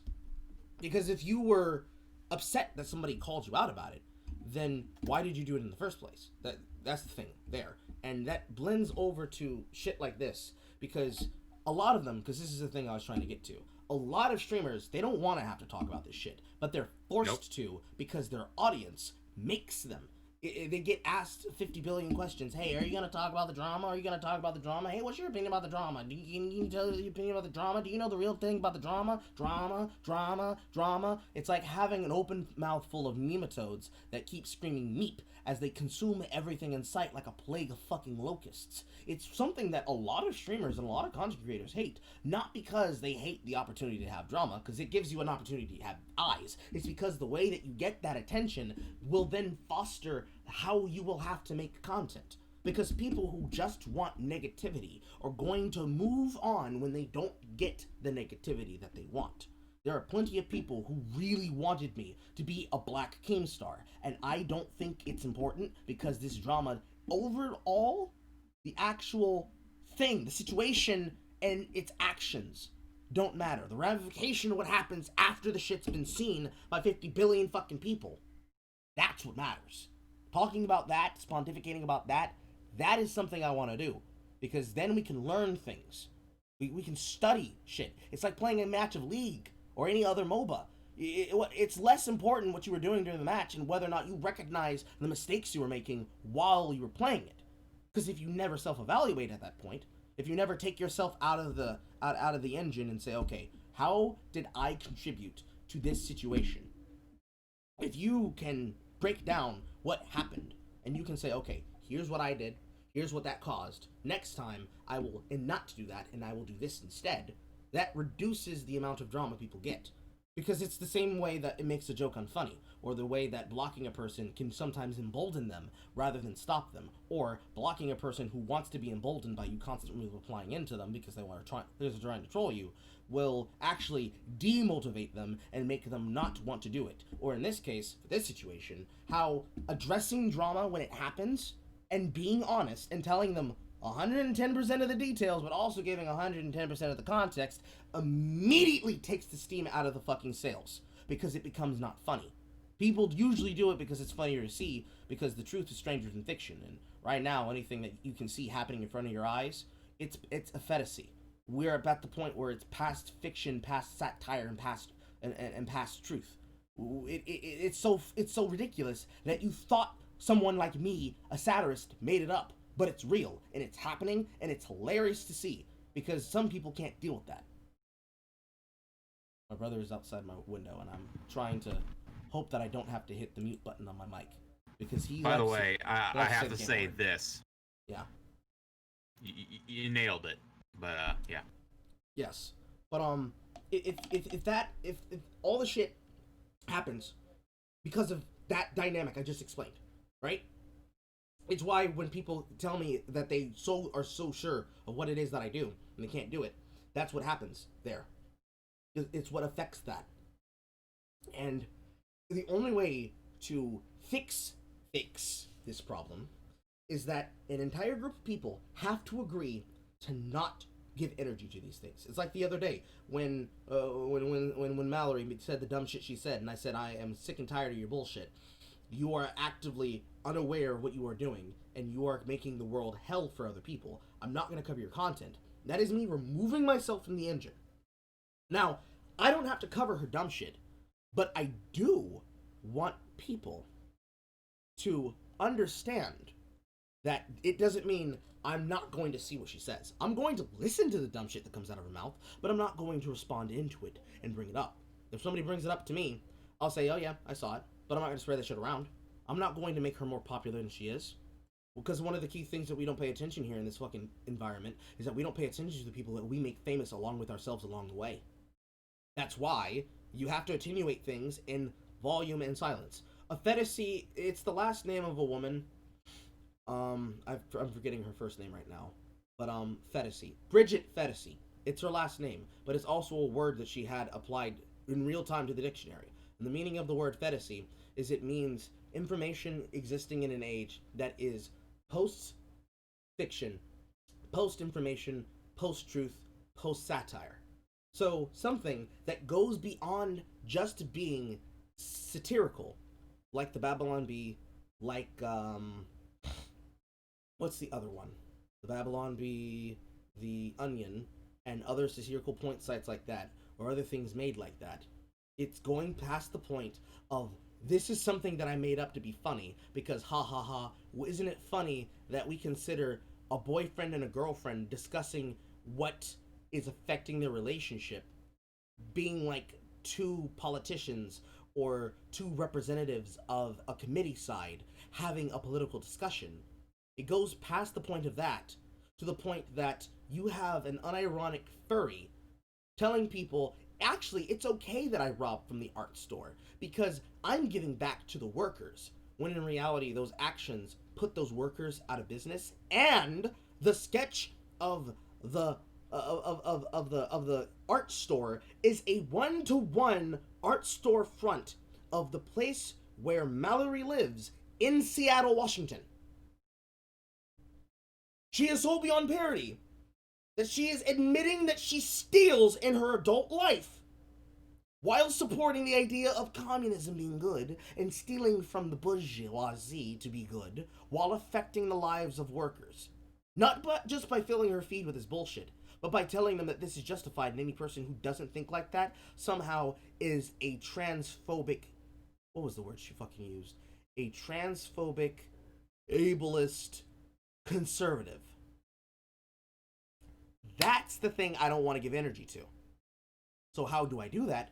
Other than remove my voice and attenuate. That's the word of the day, people. Attenuate. The state of making sound smaller or larger. When I attenuate her voice, I'm not silencing her. I'm listening to what she has to say. I'm just not broadcasting her to my followers. Because they don't need that shit. I have an artist mutual right now who has been losing her mind because she is scared about the world. Because these people are selling her fear and they're fear-mongering to her and telling her that it's all her fault and the fault of people like her.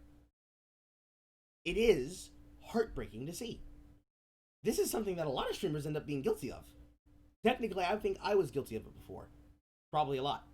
But to move forward from that, rather than just saying, oh, I did it in the past before, well, guess I'm gonna do it again, I can make the internal logic, because I already decided this, but I'm explaining it so that people understand the logic of what I'm saying here, so you understand the follow-through.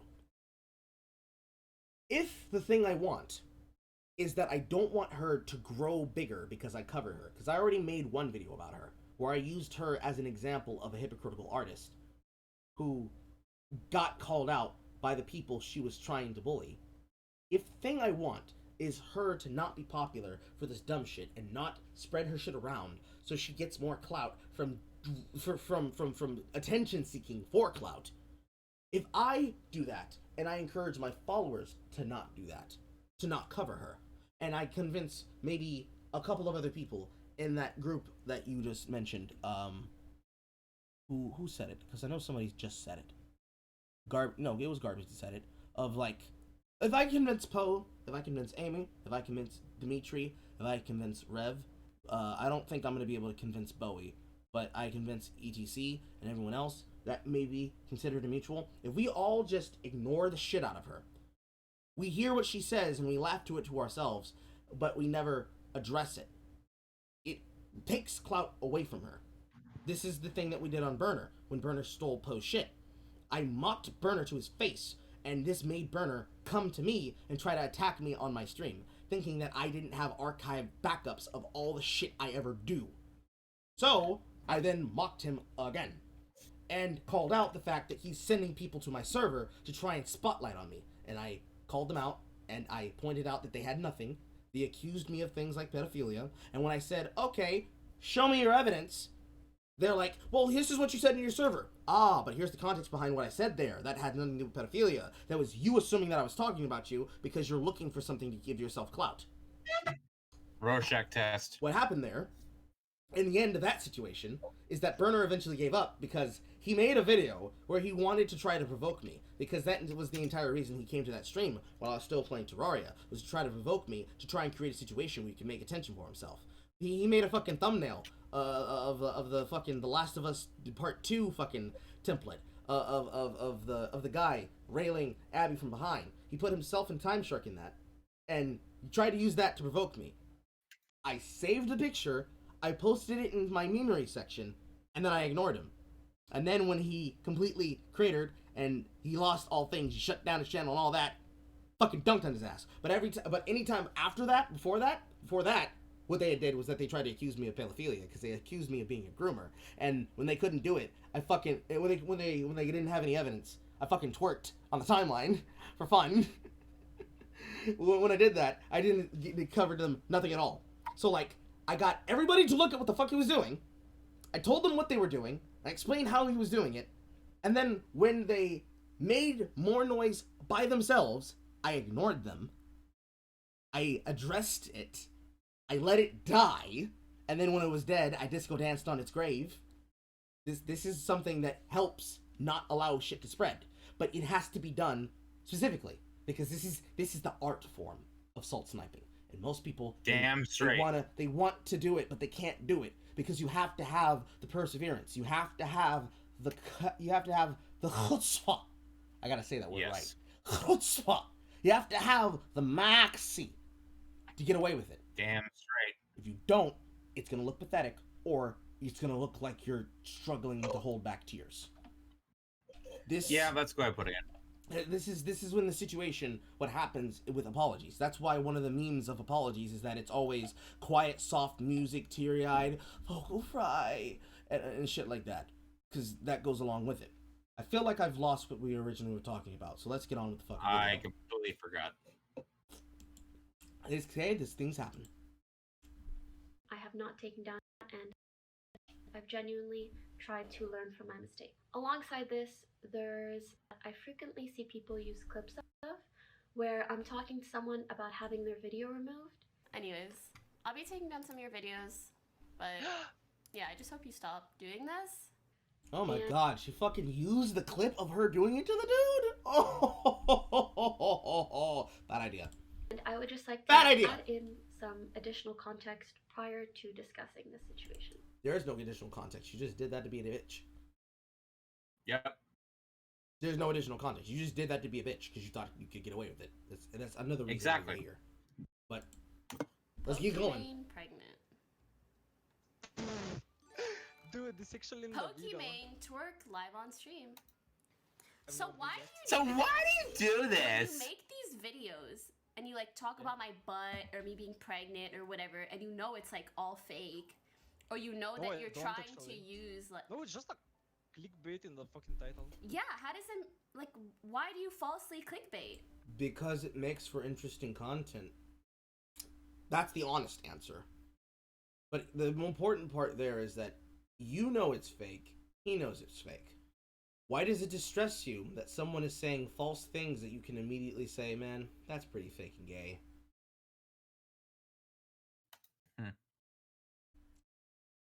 Interesting question to ask when you start thinking about it. Why do you do that? See, I could ask Vosh the same thing, right? I could pick it up because I've only ever watched one Vosh video professionally to cover it. And I only needed to do one because when I see myself on my own fucking feedback, and I'm looking at the shit that he's saying, and I was very, very capable of sneaking out what he was going to say next. And he says the thing that I expected him to say next. Even down to the thing at the end of his video, where it's like, well, if you're gay, then you're going to be against the big titty goth girl feature. But I'm making these predictions as I'm saying these jokes, and it's like, this is very pathetic. Why do you do this, Vosh? Or, more famously, the thing that I'm probably going to end up having to cover when I have to fucking make something about him.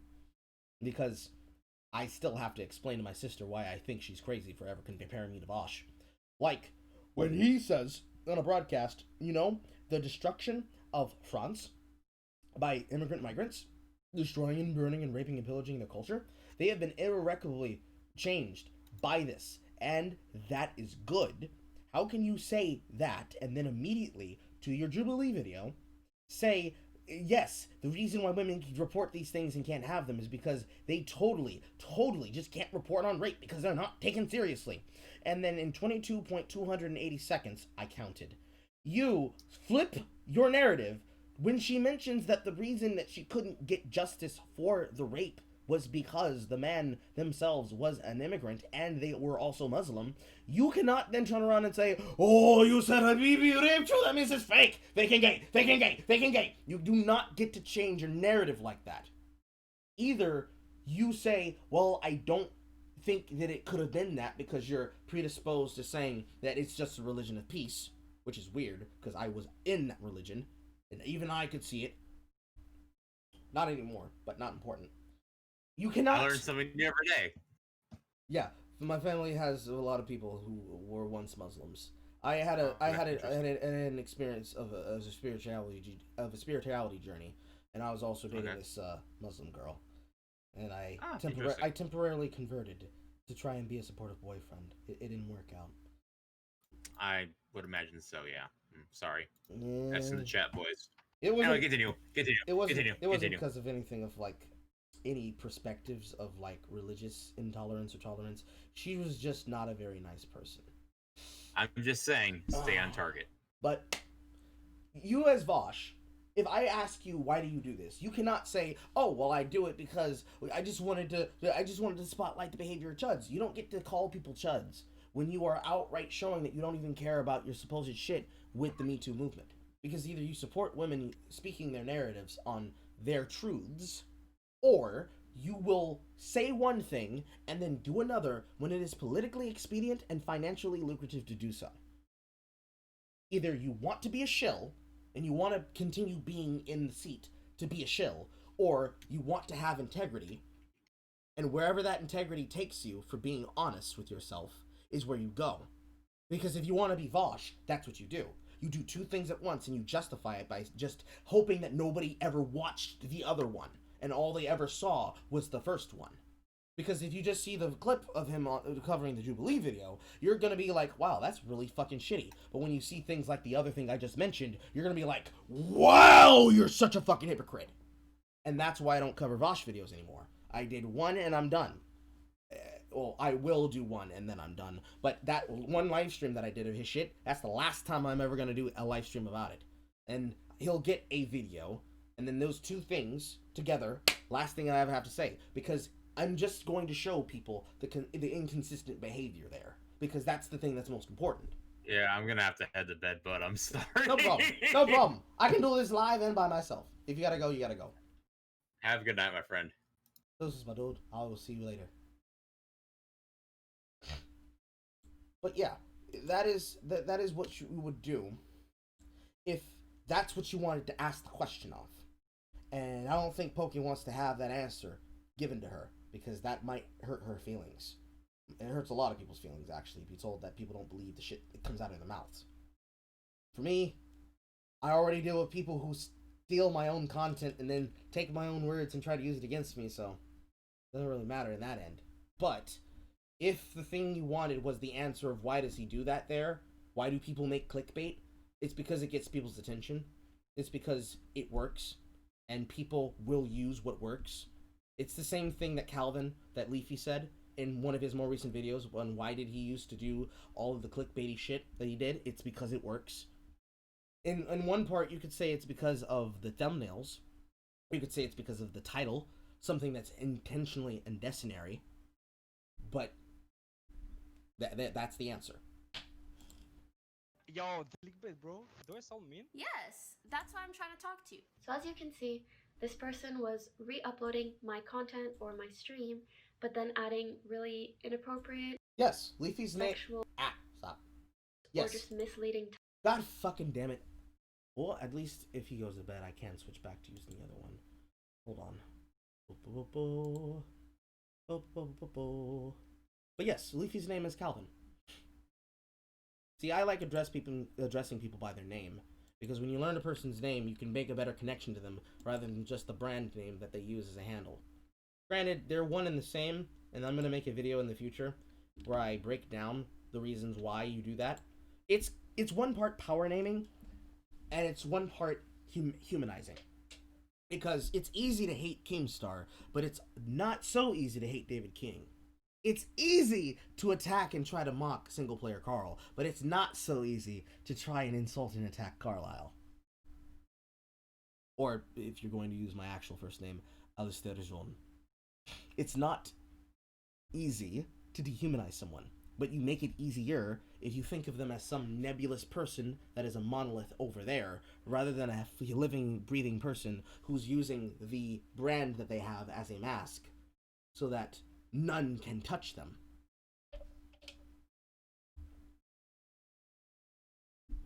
Let me bring the screen up now. There we go. Now, where was I here on Watch Together? 406. Okay, I'm gonna close this window. And bring this back up. There we go. Let me go to 406. I think this one is on 2x speed, right? No, it's not. Let's watch it in real time. And not 2x, although 2x will help speed things up for people. That's just a preference that I have. But I'll watch it on normal for you. This is my gift to you, chat. Take it. It's yours. It's free.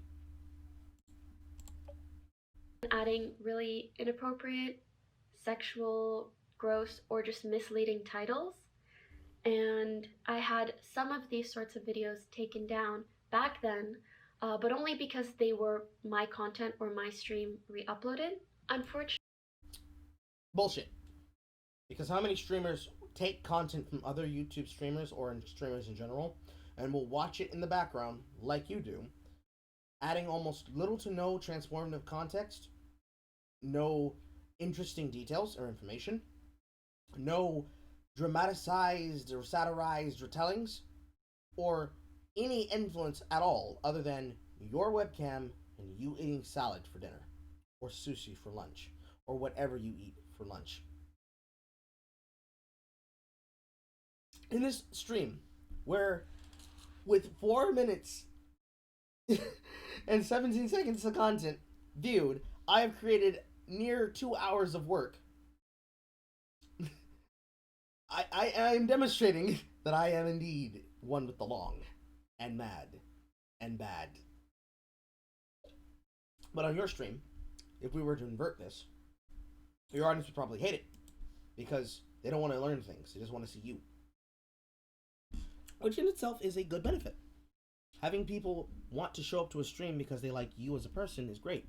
But again, and we'll get to that when she gets to it, there is something to be said by people who will only show up to a stream because you are on it.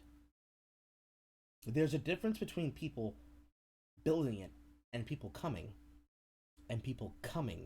because you're building it. You get what I'm saying? You smelling the taste of my sloppy jalopy? One of those is fine. The other one is cause for concern. Let's continue. Unfortunately, this has led to people assuming that I take down videos of people criticizing me. Behind the scenes, she actively tries to censor the internet. And by the internet, I mean anything negative about her. People have made videos about her, and she's copyright strike them. The list goes on and on. If you make a video that is negative about her, she's gonna try to gun you. Copyright claiming on YouTube is used as censorship, and for Pokimane, this seems to be the case a lot of the time. This is something that I've never done. If someone puts in the time and effort... Let me read the chat really quick, because there are questions being asked. Does she put on that soft, vulnerable voice, or is it her real voice? That is Pokimane's real voice. It's not like me, where this is not my real voice. And I use this voice because it's a lot easier, and I don't like my deeper voice. But she does do the thing where she does try to be ooh-woo, soft and vulnerable. Which is why I said the thing earlier about there's two sides of Pokimane. There are two beasts and animals. One is ooh-woo, and the other one is trying to be hungry. Just try to play around with the profile pic. No one knows your real identity. I hope not. Don't take the mask off. I like you like this. If you ever switch to anime or book-related content, I can see you becoming Joseph Anderson on YouTube. Honestly, I don't know. I intend on doing reviews of books and content in the future. The problem is that in order for me to do that well, I need a better webcam. Because this, while I love that this has become an aesthetic, this being the webcam, is horrible. I need a new computer, I need a new webcam. More than likely, once I have the money that I need to pay for those things, if I can get the money to pay for those things, that will be one of the first things I fix. Because I'm pretty sure it's Leper who started the meme that Carl needs to get a new webcam.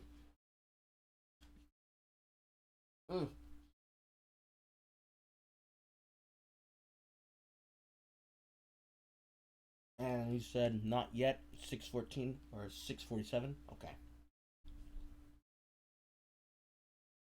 Shoe got popular with her potatoes. Now, come on, those are some pretty firm potatoes, dude. Come on. Give her more credit. It takes to create a video where they're talking about me, regardless of how positive or negative it is, or if they use clips of me, that is very clearly transformative content, and I would never take down content like that. But you did. You literally spoke on the Misfits podcast, where that is exactly what you said you needed to do.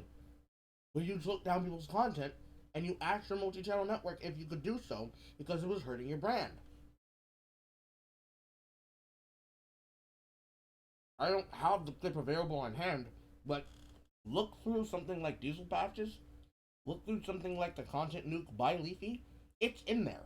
You said that shit, word for word. Why are you lying here? The other incidents were a bit more complicated because it was situations where people were re-uploading content of mine or something that I put out there. Regardless, I still handled those situations badly, and I regret the way that I handled them, and I'm sorry for the way that I handled them. Then give the people money, number one. And number two, why are you as a streamer taking down things that you have done on stream when that is free promotion? People are re-uploading shit of you for free. If you were trying to stop this narrative for yourself, that you would actually be more prevalent and more frugal to just simply allow people to come to your stream and make a command that then sends them to an explainer video in the command list of chat that allows them to watch shit, and if you wanted to groom them towards the idea that you're innocent, you could do that, if that was what you wanted to do. But that is not what you wanted to do. You wanted to stop flat out all criticism ever and always by taking out the source of where it was coming from, and also denouncing it on your timeline, but never addressing it in a proper video until you were forced to address it. That's what caused the Keemstar situation, that's what caused the PewDiePie situation, that's what caused the first bad apology, and that's what caused this apology. Although in this apology, what actually made you make this one was the entirety of the internet coming on your head and making you have to answer for all crimes real and imagined. And none of it is imagined, and all of it is real. What's going on in the head, Imane? But I just want to make it really clear that I fully support transformative content. It's an amazing creative outlet and allows people to make a living off the internet in the same way that I've been so lucky to do. My understanding of what should or shouldn't be taken down on YouTube 2 years ago was not well informed, and I've tried really, really hard to learn from my mistakes and not make the same mistakes. And since then, I stopped. Hold on. 480p Italian potatoes hit different. Oh yeah, that is right. June is a Guido, isn't she? A Guida. Does it change in inflection when they change gender? I don't even fucking know. But Carl, if you need a new webcam, let me know. If you want to send me your webcam, you can. I just wanted to buy the new computer first before I got new shit because I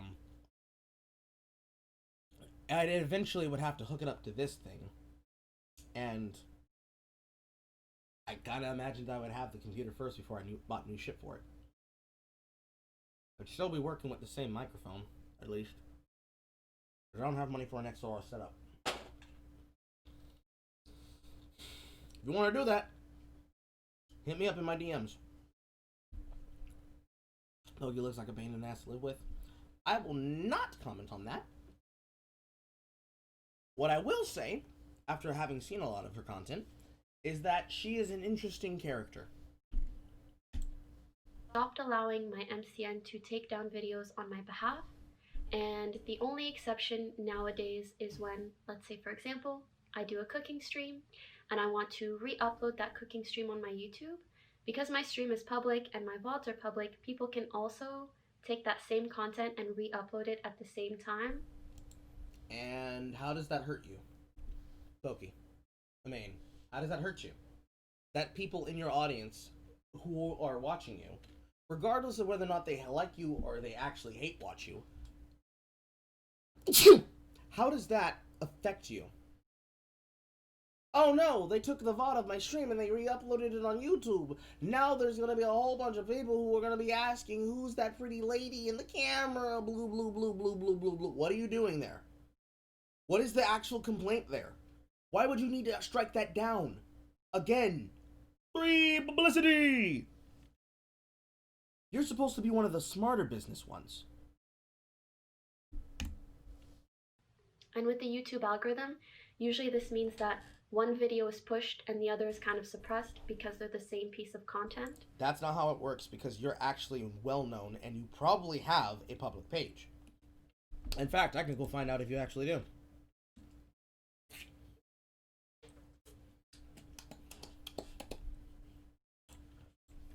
Pokimane cooking stream.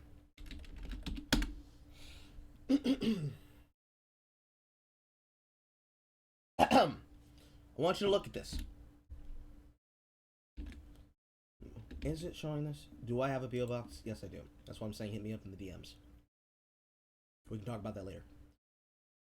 Right now, Daddy's working. Not even Daddy. Uncle's working. Okay, so one of these is cut off, I think, on the stream end of things, so you can't actually see the views on it. But from the top of this list, I haven't done anything to this list. Top of the list, Lonely Channel, 11k views 8 months ago. Pokimane full cooking stream, 525 views 8 months ago. A day in the life of a Twitch streamer, Pokimane, 3.8 million views 9 months ago. Fedmeister cooking stream, number 2. Venmo, 106 views. 106k views 3 months ago. Cooking streams with Imane and Fedmeister, 251 views 5 months ago. Poki in the Kitchen, just Twitch clips, 1.9k views 11 months ago. Streamers Try Baking, featuring Michael Reeves and Lily Pichu and Pokimane, 1.3 million views 5 months ago. How are any of these people affecting your fucking bottom line? How? Fucking how? Are you hoping that you would say things in your apology and that would make it true? Were you hoping nobody was going to fact check this? Because even Devin could have fact checked this. Anybody with basic brains could have told you that bigger content creators will be pushed by the algorithm because the algorithm on Twitch is about what is popular, not what is good content, and what gets pushed on YouTube, even though it's also that, it's a bit of, if it's popular and it works, then we'll push it, and also, if we like you, we'll push your shit regardless. You have the nice little check mark next to your name that says that you are a partnered and recognized content creator, which means they are pushing your shit in the algorithm. They are intentionally attenuating you. I told you that word was going to be the word of the day. Attenuating you over everyone else who makes shit with your name in it. So again, how How in the fresh fanciful fuck are they hurting you? Or is it that it's not that they're taking money out of your wallet, they're making you not have the fucking voice on the floor, and not letting you be able to be the only thing that's up there. When you search your name, you just see a stream of all your shit. Like, I mean, this is one of the biggest egregious lies we've come across here yet. And of course, it is a lie of omission, but it's like the people who are supposed to be doing this and be good at this are the people who also don't know how all this shit works. It hurts my soul. Honestly. Honestly, it does. Let's get back to it.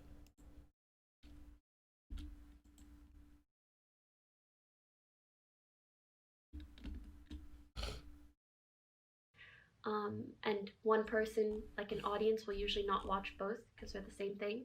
So only on... That's a lie. People will watch the same things 50 billion times just because they happen to enjoy it.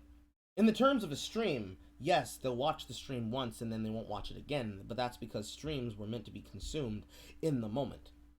If some people watch a VOD afterwards when it's been saved so they can catch up on a stream of a streamer that they like because they don't have time to watch it live, so they want to be able to be there to see what happens, this is content that actually gets made for YouTube. There are YouTube content creators for just literally League of Legends itself. Nice, Dirty Mobs, Wrist, but he is uploading infrequently now. There's a Vagar main, there's a Singed main, not Sir Etches. What was his name? I was trying to talk about them the other day. Minish Cap, and Froggen, all of the League pros that also stream and have their stream VODs uploaded. Dom does this, Hash used to do this, or there was a guy for Hash that used to do this, a Shinshin, by the name of what was it? Spear something? Spear Stream? Spear, oh hold on, I'm just gonna put Spear and Hashinshin. Ah, that was his name. Spearstalker. Spearstalker used to do this for him. And just in the example of League of Legends. Oh my god, I didn't press any button to save anything. Just in the context of League of Legends. This is proven to be inconsistent and not true. People can watch the content whenever the fuck they want. They can watch the stream VOD or watch the stream archive and get fun from the stream and go to you and see it, and then also see the super wacky woohoo pizza man editing that is all made in the style of alonz.mp4 to get that. I mean, literally the other day, that clip that I showed you guys of the guy of Wayne TV fucking telling his chat after the $20 super chat, where he showed them that the fridge he had in the background was just a stand-up cardboard cutout display. That is an example of people consuming the content of a stream while it is not live. There is a marketplace for people to do that. It's just that Twitch doesn't allow people to do that because the way that VODs have to be done, the only way you'll have a VOD for a stream is if you take the entire stream length of that VOD made by the video on demand system and you upload it as a highlight. And then that highlight will live forever evergreen on the channel, or for as long as your channel's not banned. It's the reason why before I was using Restream to not just stream to Twitch and also to YouTube, but also using it so that I could have an archive source for my other channel. Because for my archive channel, that's where I put the podcasts, and that's also where I put content that's going to be coming from my Twitch.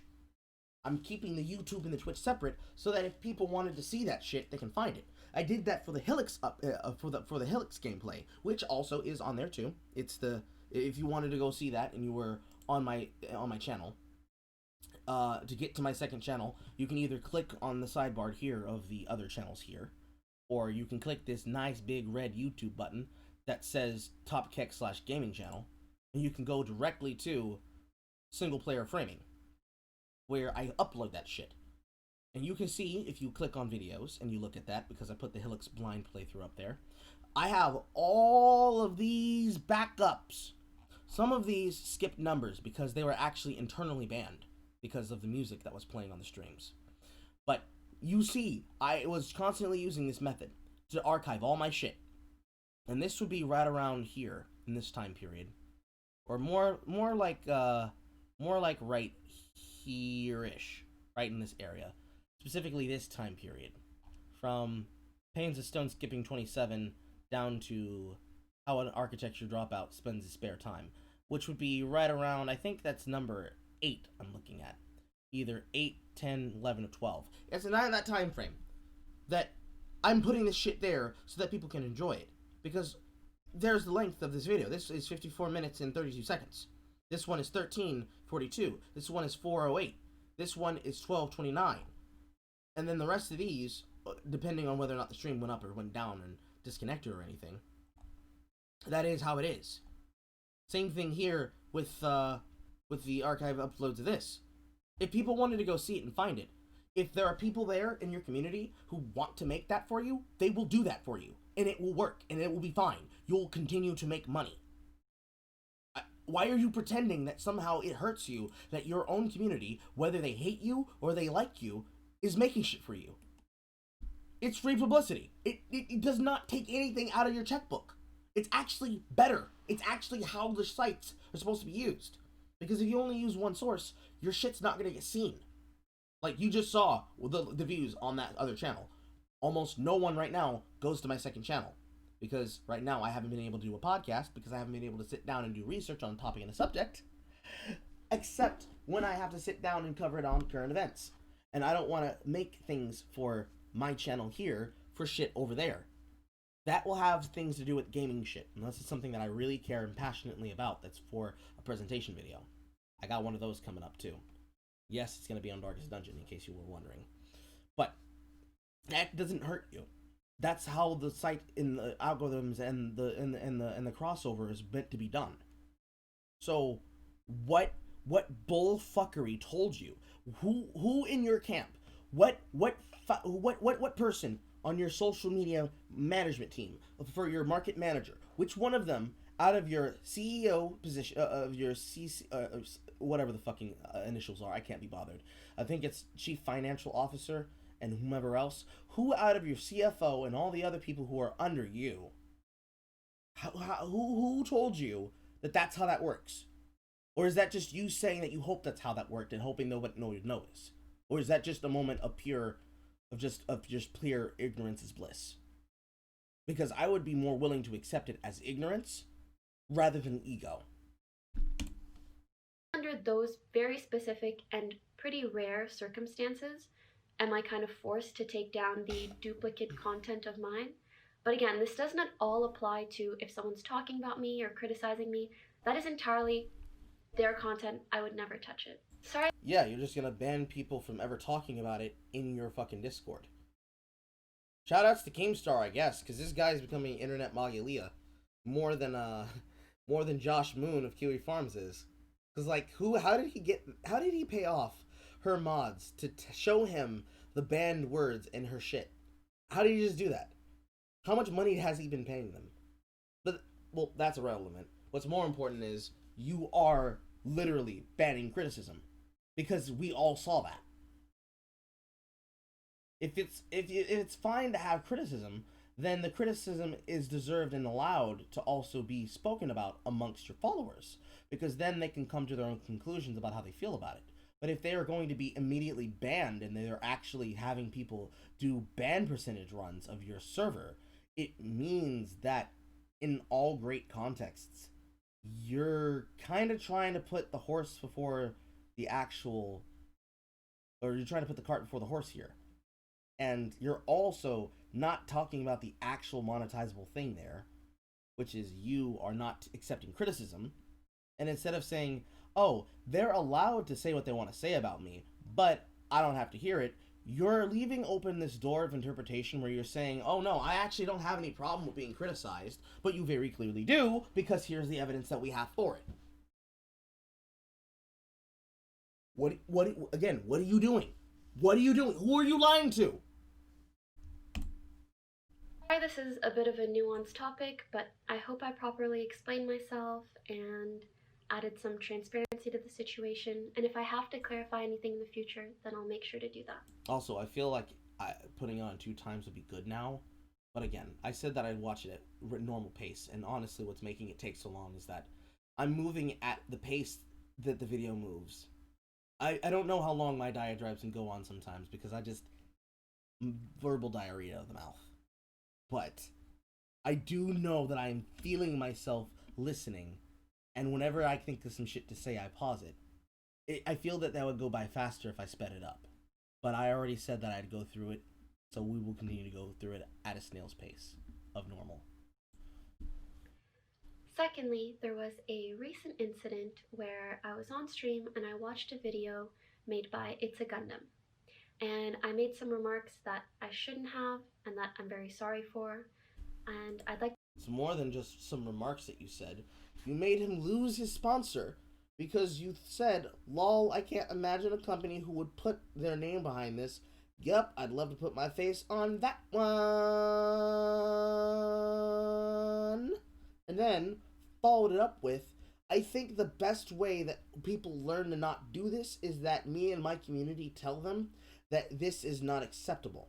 And then you told them with very clear instruction to go to his video, downvote it, and also harass him in his comment section. Again, why are you lying?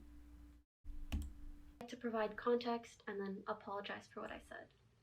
So the part of the video that I watched was him talking down on my fans, and he was showing some tweets that... So you're saying that the fan actually was homeless? That's 100% true? Is that confirmation from your mouth, Imane? Is that what you're saying? Because that sounds like what you just said was true. It is true that somebody went homeless giving you money.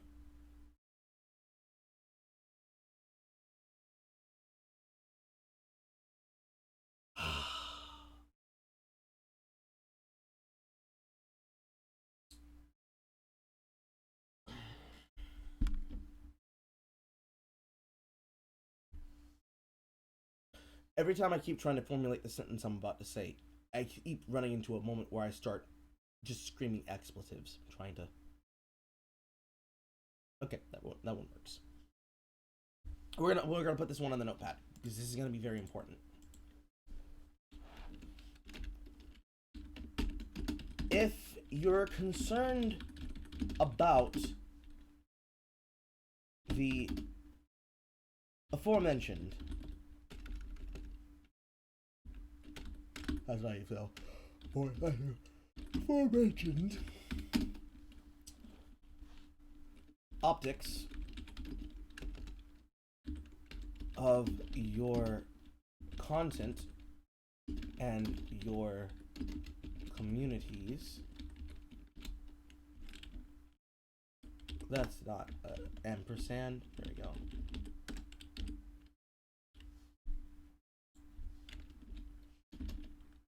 If it's a Gundam, I'm slightly closing my eyes because this bright light's starting to fuck with me. If it's a Gundam, let me do that. It's a Gundam.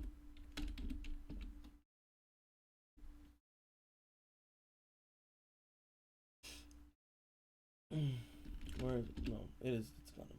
If it's a Gundam's video,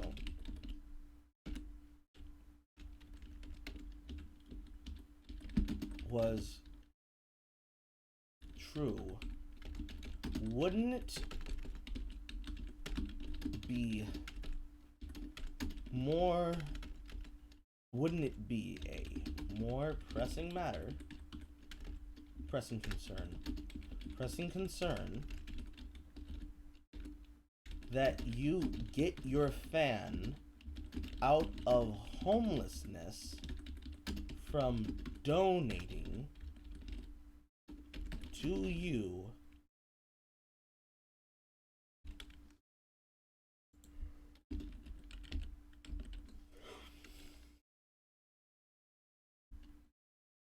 than throwing a on-air tantrum at his sponsor and content.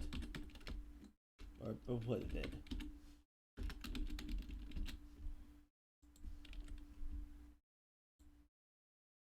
I feel like I need to lower the size of the text again.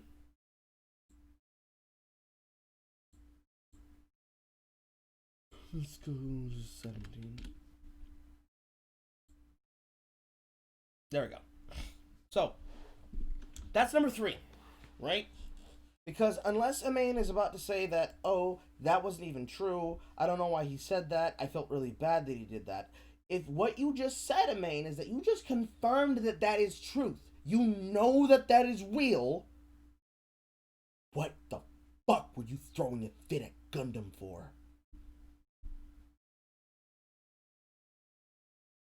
Needed to go?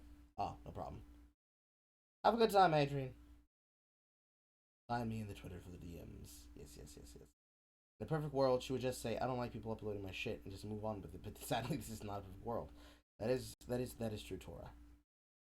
If she was being honest, she would do that. But she is not being honest, so she's not doing that. She's not being honest with herself.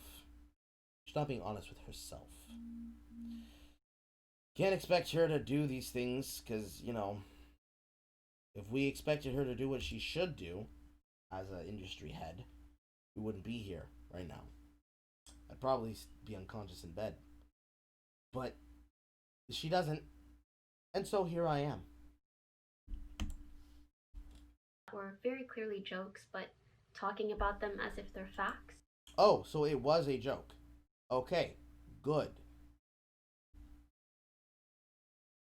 So we can now addendum this.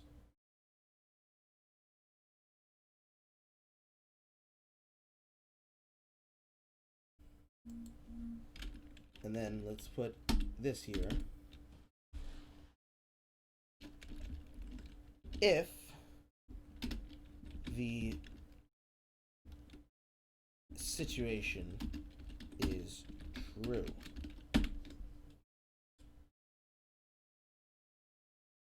I'll actually put this here, leave that.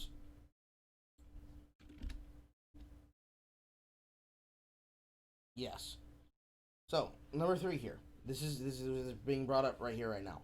If you're really just concerned about the aforementioned optics of the content in your communities, if It's a Gundam had a video that was true, wouldn't it have been a more pressing concern that you get your fan out of homelessness from donating, rather than having an on-air tantrum at the sponsor and at the video, if the situation was true?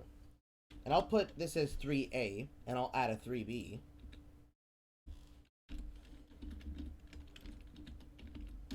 If it was not true,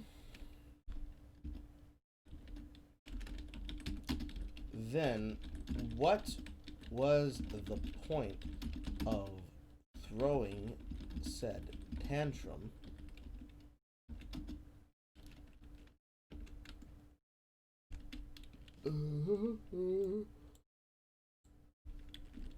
throwing the tantrum other than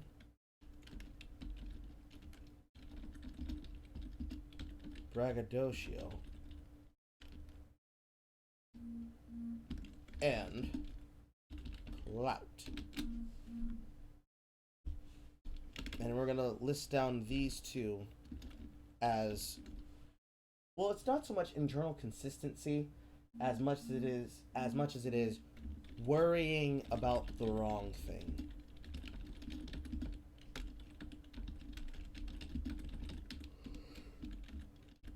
You can't say it's concerning herself with the wrong things, but really it's just bringing attention and worrying about the wrong things.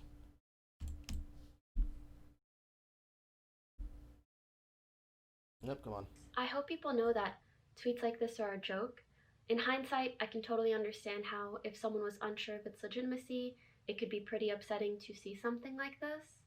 I also want to remind people that I, or any streamer, does not want you to donate if you can't afford it. Everyone should always take care of themselves and their families first.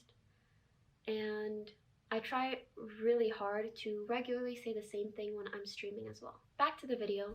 While he had this I will say I have never seen a single streamer, and I have certainly never seen her, take accountability of that level outside of a nugatory vigil of saying that. And a very, very nugatory vigil. Almost not even a vigil. It's like an afterthought. Of course, don't give me your money just because I'm here, but also give me your money. This was the reason why Invader V got clapped out. Because she said, hey, I want your money. Give me your money. Oh, you don't have money? Why don't you have money? Are you broke? Are you struggling? Are you on welfare? Come on, give me money. At least I can give Imane a credit by saying she said the words, right? Because it's better and more important that we understand that she knows that people can't afford it, rather than assuming that she's just like Invader V. 1 point to House Imane. joke tweet pulled up, he also had a very real photo of a fan with me at a meet and greet, and he was making fun of them and the way that they look. Here we have this gentleman right here. This guy is totally alpha. So, this guy who looks like a Pixar animated character. Oh, God, I love this guy's face. He's like a gnome. Dude, he doesn't even have wrists. Good Lord, he can't wear a watch. And Okay, and I know most people would gasp at this moment and go, Carl, we can't do that. That's toxic. But no, seriously. If you're sitting here and you're going to tell me that you have not seen streamers bring up pictures of other people and discuss them like this, or if you've never seen a video on Gundam's channel, you know that he means absolutely nothing by it. It's not like the actual YouTube policy. Is my face bleeding?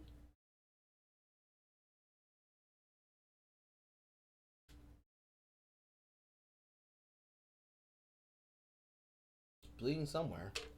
But no, it's not a good look. Let's start off there. No, it does not look good for Gundam to use his eyes and say what he thinks the guy looks like to him. But at the same time, I've watched enough of Gundam's content both before and after this, and I can say with 100% certifiability, he's not trying to single people out to be bullied. He's not bullying them because he wants to make money off of it. He's pointing out that there is a very real phenotype amongst your fans and what they tend to look like. What they tend to look like, what they tend to dress like, how they tend to speak, how they tend to behave, and the characteristic repeating patterns of people and how they behave over time. We have all this information here. While it might suck for that person, it will actually cause more damage for you to show that on screen than it is for you to be smart and at least ahead of time look at what's actually being said on stream and then pretend later, oh, I'm watching this for the first time, I wonder what's there, and being able to at least give your, well, I respect your ability to say this thing, but I do not like that you said it kind of perspective. Because, again, the old clips of you, the current, older, but more recent era, version of you era videos and archives and footage of you doing that shit, you really don't want to go down that road. You really don't. I've been mocked countless times for Exactly. my appearance, but I understand that's part of putting myself out there on the internet. And your fan put himself out on the internet by taking pictures of himself and then posting them publicly to Twitter.com. I can't quite remember. I think Gundam put his face there and you censored it here in those screen caps. But whether or not, if he had done that or not, he still could have been able to make the same criticisms of his clothing, of his appearance, of his walk, of his gait, of whatever the hell he had to see. Because this is what people do. And there is indeed a phenotype of a Pokimane tier 3 sub. So, again, I don't endorse what Gundam did, but I respect Gundam's right to be able to do so, and do so how he sees and chooses fit. The same way I do for you. The same way I do for myself. and anyone else would like to, because that's fair. I prefer being in the future where we can all roast each other and remember that at the end of the day, words don't hurt people, and that it's not personal, and that if we all get roasted, we all learn to deal with it better. I would love to live in that future, but we don't right now. So I understand your concern, but also you have to be realistic here. You know where you are. It just felt so unfair to see that happen to an innocent fan who didn't write this tweet, had nothing to do with the situation, and so in my... Hold on, one second. I want to read what Snarky just said, and I'm going to roll back to 8:20 so I can read it. Do you think these streamers are cognizant of the effects parasocial relationships have on some people, or do you think they avoid the subject to preserve the bottom line? Yes. Yes to both answers. They are very aware of parasocial relationships, because the girls have to beat off the fucking guy simps and some of the crazy girl simps with a fucking stick. And for some, they know, at least in the case of the really out there thirst trapping ones, they know that for those angles, you know, the opposite of, say, a Zoe Burger, of a Helena Live, they understand.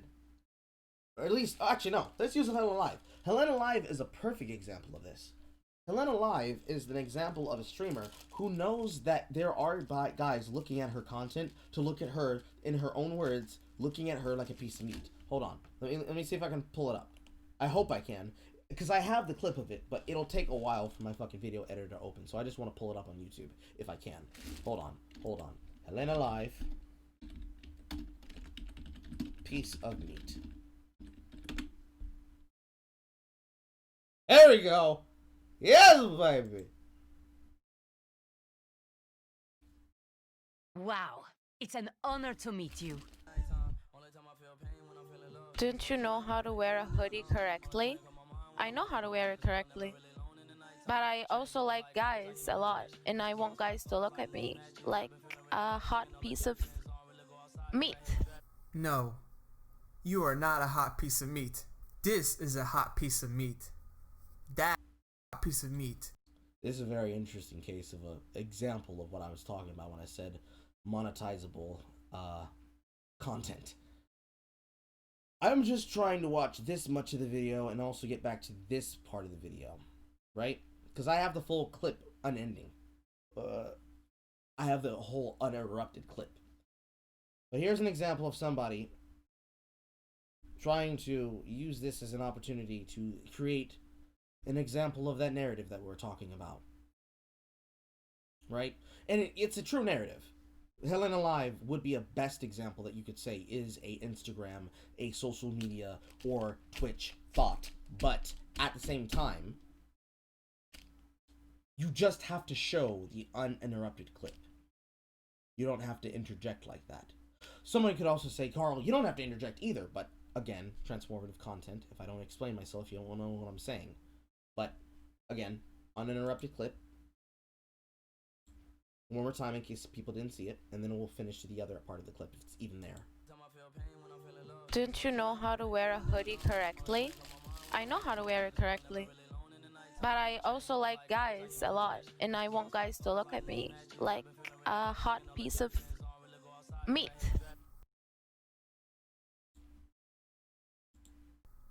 You're only just... Oh my god, he's still talking. But yeah, that is an example of what Imane doesn't do, right? But it's a lot more honest now, ain't it?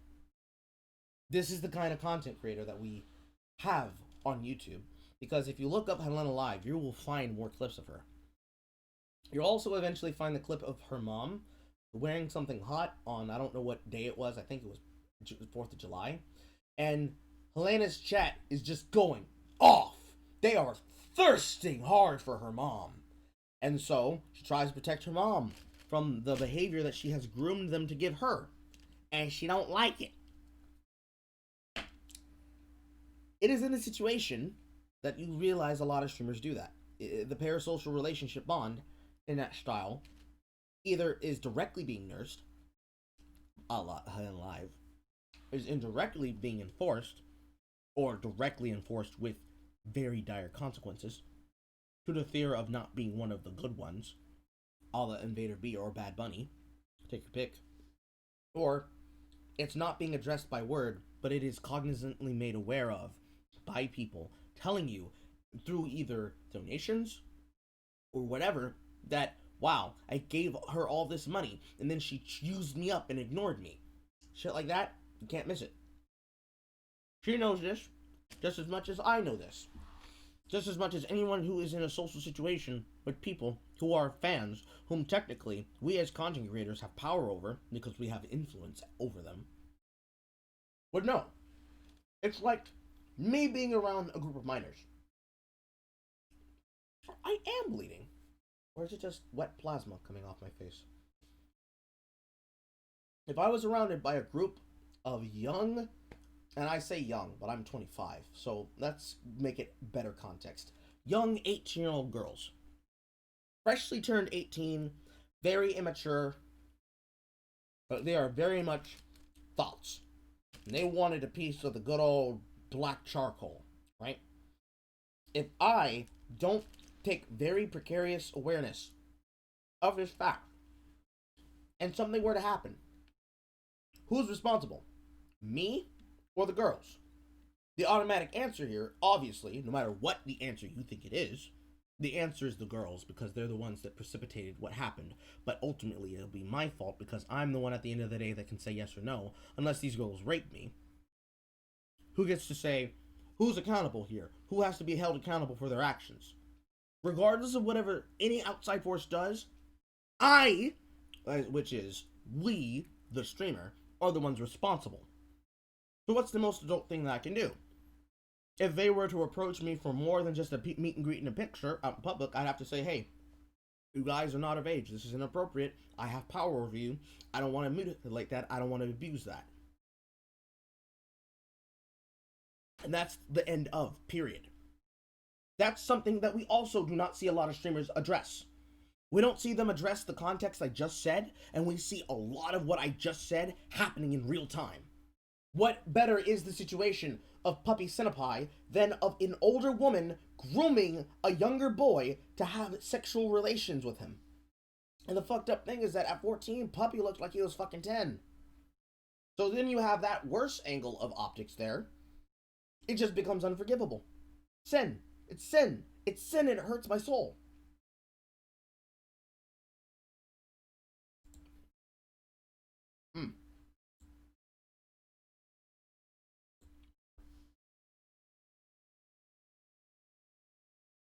It would be a big marketing technique for Pokey to help a homeless fan kind of impress she hasn't done it yet, or at least a charity stream. I'm gonna come back to that, Tora. I'm gonna come back to that because I feel like if I add some context onto the shit that happened between me and Natalie there, that'll actually give you an even bigger context about how stupid that situation was, and also how your 1,000 shit. No, my Pop-Tart fragment.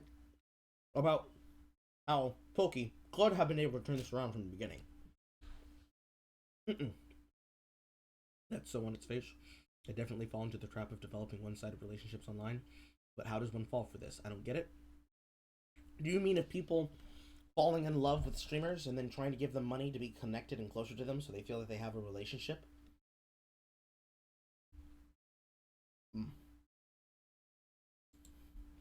Let's continue.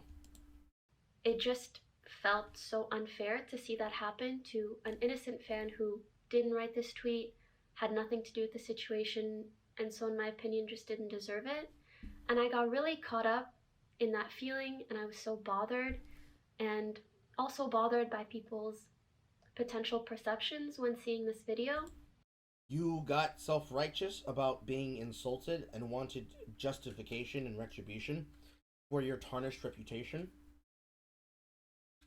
as well as wanting to play around and be able to sidestep the very, very, very, very, very, very, very, very, very strong feelings people do not have for that kind of behavior. And I must admit, I reacted really poorly. This led me to making some comments questioning why the video was sponsored, but regardless of my opinion on the content, that's not okay, and I'll do better when sharing my concerns without having to comment on any part of the video that isn't the actual content of the video. That is not the problem in that situation, Imane. The problem with you sponsor shaming him with Ridge Wallet, I think it was Ridge Wallet, I'm not sure, actually. Because I know that in his videos before that, Gundam was sponsored by Ridge Wallet. I think now he's sponsored by someone else. I'm not sure if it's Ray-Bans. I don't know if it's Raid Shadow Legends. I just know he got another sponsor. And he also had other sponsors lined up as well. But who those sponsors were is irrelevant.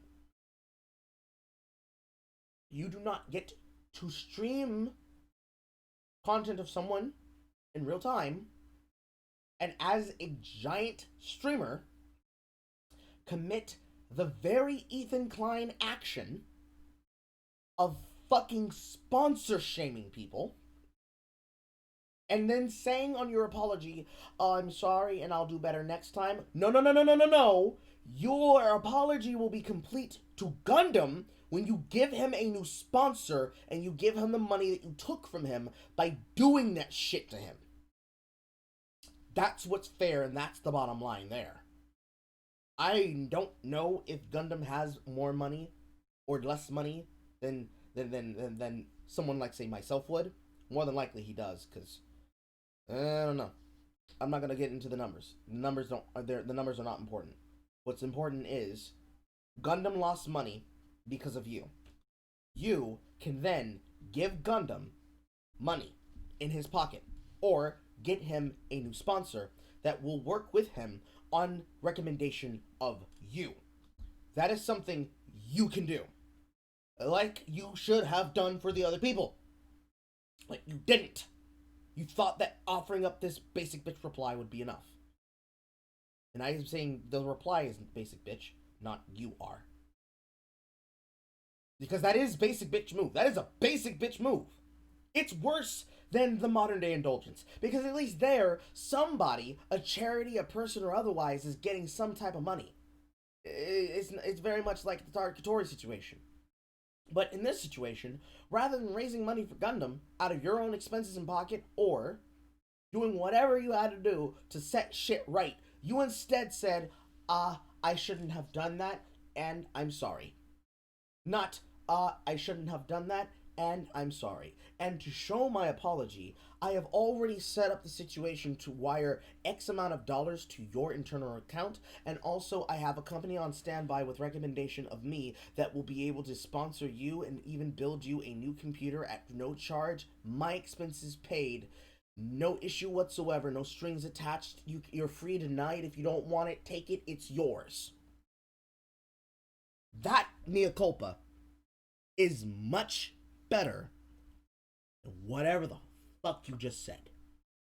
Because at least there, if it's a case of I will set up the donation source to then get you the money, either one, whether you give it to them directly out the gate or if you are raising the money to then give it to them, that is a better content generation source than anything you just said. And the reason why is because, and this is where I said I'd bring it back up, Tora. In the situation with Natalie Casanova, her massive cope to me was to try to block my account while then saying, lol, if you're just mad that your stream sucks, it's not because boobs are winning, it's because you have a bad personality. If boobs are winning out over you, what does that say about your personality? That was her cope to me. Enter Project Melody and all of the female streamers losing their fucking mind. Then leads to Twitch applying the same standard of rules to her, Project Melody, not Project Melody the voice and the voice actress behind her movements on the rig, but Project Melody, the brand, the team and group, the entire project itself, and the character together. That showed that to be a lie. Her entire cope was that someone had the audacity to call her out and have facts when called out. And not put up with her bullshit. And not be intimidated by her. that situation could have changed 10,000% if instead of saying, lol, you're just mad because you're bad because you want what I have, she could have called me out on a stream and said, no, Carl, no, seriously, I want to talk to you. I want you to tell me what your problem is with me personally. And you tell me what it is you think that these girls or girls like me are taking from you. You tell me what you think the problem is. Right? The alley cats are fighting again. But when you do that, when you take the onus away from the narrative built against you and to then humanizing the person who could be attacking you and speaking to them like a person, even if it's being done disingenuously, you remove the onus upon yourself and put the spotlight back on them. Because at that time, I was a relative unknown. That just came out of the word work, and technically it was kind of a situation I exacerbated because she was tagged in the tweet that she was reacting to. But in my head, I was like, you know, this is a really good opportunity for me to do some real fucked up shit, and I did it. I say fucked up shit, but it was just quite literally, I want to see if she's gonna address the fact that she gets clout from making her body painting or whatever. Because I already did the research on the metrics to know that it was true. I just wanted to see if she would admit it. She didn't. But if she had changed her angle differently, and she had done what I just said Imane could have done, if her angle changed from, oh, well, you see, you're just using me, to, you tell me, Carl, what can I give you that will give you what you think will give you the leg up in competition versus people like me? And if I had, at that time, alternate reality Carl, if I had given a list, and then she said, okay, here's the blank check. It will be paid for by my multi-channel network. I will ensure that you get everything you just asked for. I will talk you to all these people. I will put you through these programs. I will blah, blah, blah, blah, blah, blah, blah. I will give you all this shit. And we'll see how you're doing in 6 months. 9 months, technically, to now. And we look at the situation, and she comes back and it's like, I've made no progress. I have all this extra shit. I'm trying all this shit that isn't working. And it's like, well, Carl, what do you think is holding you back? If I had said anything other than what is her cope answer, which was, I'm just not making shit because the fucking... She's like, no, I think it's because you have a horrible personality. That would have been a better burn. That would have been a better opportunity to turn the entire situation on its head and take the power back if that's what she wanted to do. She could not do that because her problem is that she has a shit personality and she's also a very petty person that likes to change her plan when it doesn't work. Because when she's being a braggart, she'll continue being a braggart until it stops working. At which point she'll try to change to the, you know, I find it's funny that she's known for doing. She did this with Bully Hunters. She did it to Plain Rock. She did it to me. She did it to the Bang representative on the timeline. She did it at the event at E3. She's done it for the entirety of her career, and she will continue to do it, even when it comes to shit like what happened when Whitwix was being accused by his ex, where she'll jump on the bandwagon of whatever's popular at the time, and she will use that as an opportunity to bring more attention to herself by saying, oh, it happened to me too. If that's the cope that she wanted to go with, that's what she could have done. And if that's what Pokey wanted to do here, where she said, okay, I fucked you over, I cost you money, I made your life harder, and I am sorry, I should not have done that. I had opinions and I felt some type of way, but I want to make it right. That's how you make it right. Not only does it create good content, it gives you an opportunity to show a side of yourself that the person who's attacking you may not see, and that their audience may not see. It gives you a chance to endear yourself. And it's not even something that you have to do because I have to have the business acumen to stay ahead of them. No, you can just literally endear yourself to someone's audience and try to treat them like a normal human being. You can do that. It is possible. It is possible for you to be a shitposter at the same time that you're able to respect people. You can do that. When you realize you can do that, all of this stops. But, again, that's not what she wanted.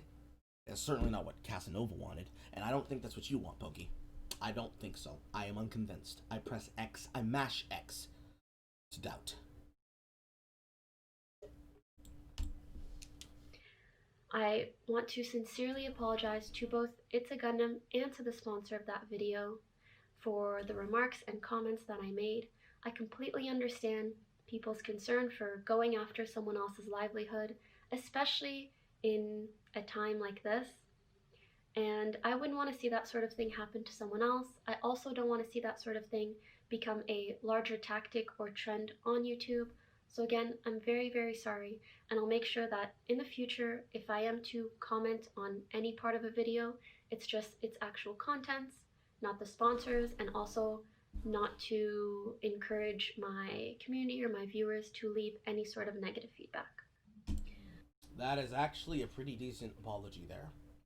Again, you didn't give him the money back that you cost him, or the bad brand image that you cost them, but good job. Good job. Also, a key thing there in that statement is you said, I want to see people stop this. Imane, that's not how you stop people from making content like that. The way that you stop people from making content like that is you don't do the things that lead to that behavior being captured and seen and recorded. Or how you stop that from happening, the content creation of it. Not even specifically for yourself, but if you want to stop that from happening, not only do you take accountability for your actions, which you did do there, but in the heat of the moment, you walk away rather than continuing to go on and on and on. That's the best thing to do there, because that content's never going to stop. As long as there are people with opinions, there will be people who have opinions about you. The only thing you can hope for is that there will be positive opinions, and that if they're negative opinions, that people will be able to do their own research to find out why it is you think that they're wrong and why they're negative. Let's continue. I sometimes see a clip and a tweet circulating from the past where I've said the N-word. I believe the tweet is from about 5 years ago and the clip from about 7 years ago. And although I never said it with ill intent or racial context or the hard R, I still want to make it clear that I don't condone the use of that language. And I don't want my deletion of these things or my silence now to make it seem otherwise. I've commented on this in the past, but honestly, my statement or comments then weren't even good enough, even though people were very understanding. I just want to make it clear that I am genuinely so sorry if I hurt or offended anyone with what I said. I really wish I could go back in time and change the past. Unfortunately, I can't, but That's disappointing. I'll tell you why that's disappointing in a moment. I do hope that my behavior in regards to language for the last couple of years and onwards will speak for itself. There are some final points I'd like to quickly touch on. Although they're not as important as the aforementioned things, they are just topics that have been frequently brought up and kind of intertwined with more important criticisms. I've seen a lot of people talk about the way that I look recently. Just want to put it out there. I don't think I'm the prettiest person in the world, but I think that's okay. Everyone's entitled to an opinion. As an online personality or content creator, there's quite a lot of pressure to look perfect all the time. And I feel like it's created a bit of a culture that is really detrimental to the self-esteem of honestly just about anyone that has social media. So I don't at all regret the no makeup streams or photos I've posted. I'm going to play that one again. There's something that was in there that I needed to respond to. Also, she needs to stop texting me.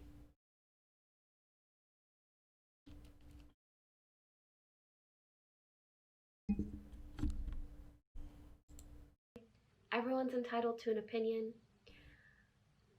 As an online personality or content creator, there's quite a lot of pressure to look perfect all the time.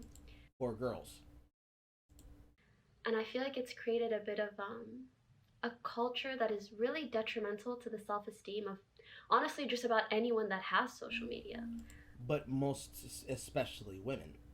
So I don't at all regret the no makeup streams or photos I've posted in the past. I want to make it really clear to anyone out there that it's okay not to look Instagram ready all the time. Mainly, especially for the people in your audience who are women.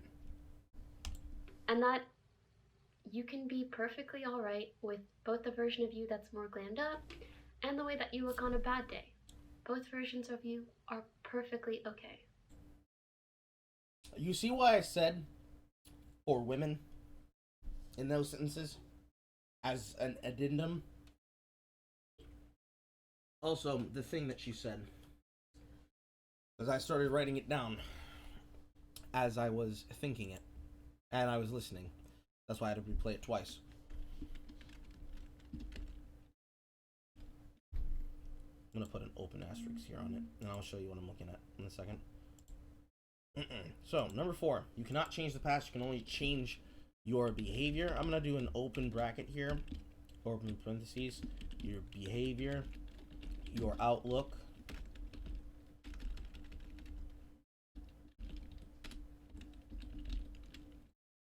your mental,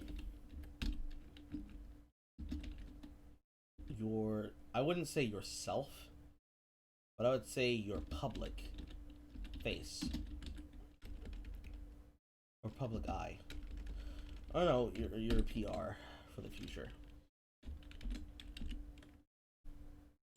And the reason I say that is because the most important thing there, that is the most important thing she's not addressing, is that, yes, for everyone, social media is damaging, but it's most damaging for women. And that's because they have to play up against this image. And it is an unfair image of women unfairly being compared to men and male streamers as being much more annoying, much more problematic, and much more time-consuming with mental energy and cognitive function because of how people perceiving them will then feed back to how they view themselves and how others view them, viewing themselves as they view them. So, that's a confusing statement. So, for me, there is no reason for me to be perfect. I'm not perfect. I'm not gonna be. Nor do I have interest in doing so.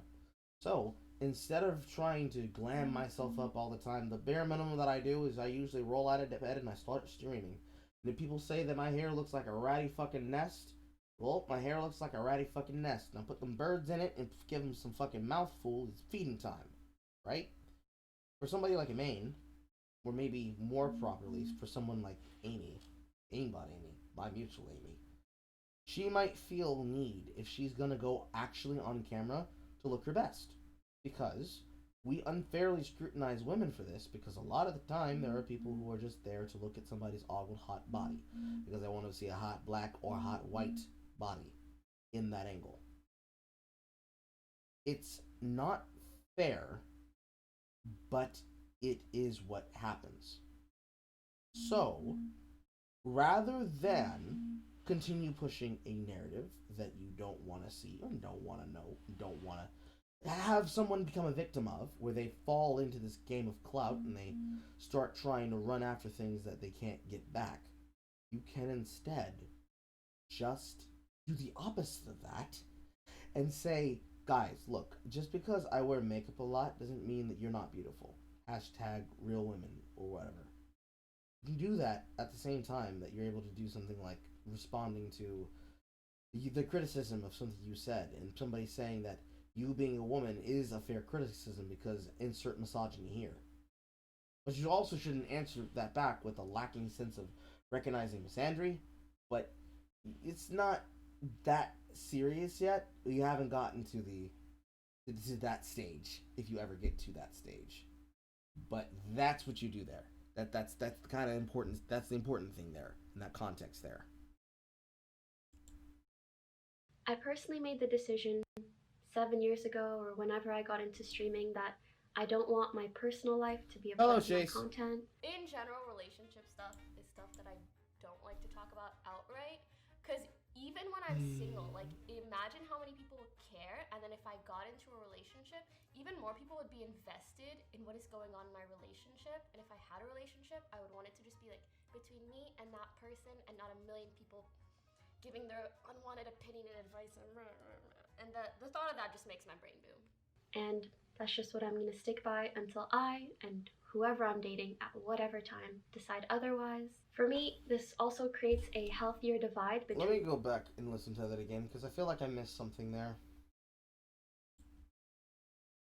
I made the decision 7 years ago or whenever I got into streaming that I don't want my personal life to be a part of my content. In general, relationships. Okay. So she did say the thing I thought she said. Because for a second there, I thought I had a reason to be upset even more. Or to get upset.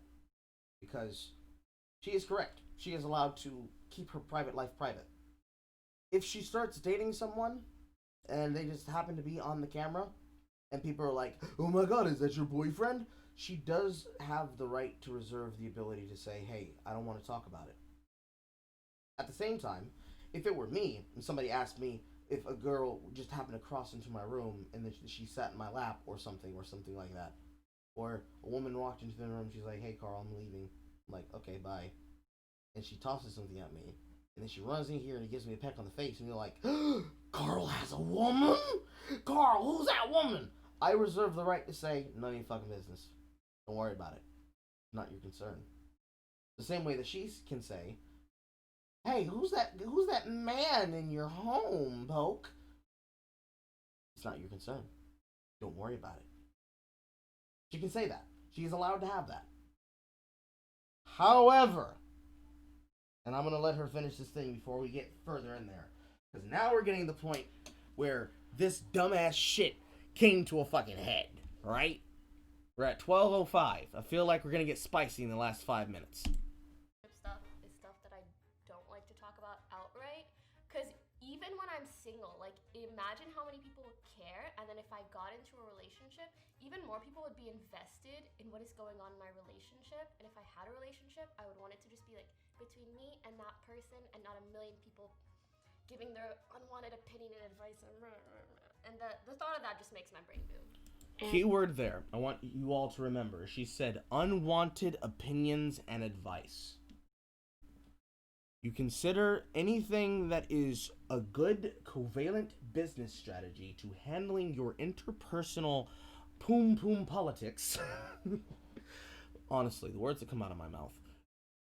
As undeserving, unwanted, unfounded, ungrounded, and fake in the gay. Keep that in mind. That's what she said. And that's just what I'm going to stick by until I and whoever I'm dating at whatever time decide otherwise. For me, this also creates a healthier divide between my work life and my personal life, which is an area where the lines are already pretty blurred. I understand some people want to relate. What the fuck are you talking about? How is your boyfriend involved in the things doing in your work life if they themselves are not streamers?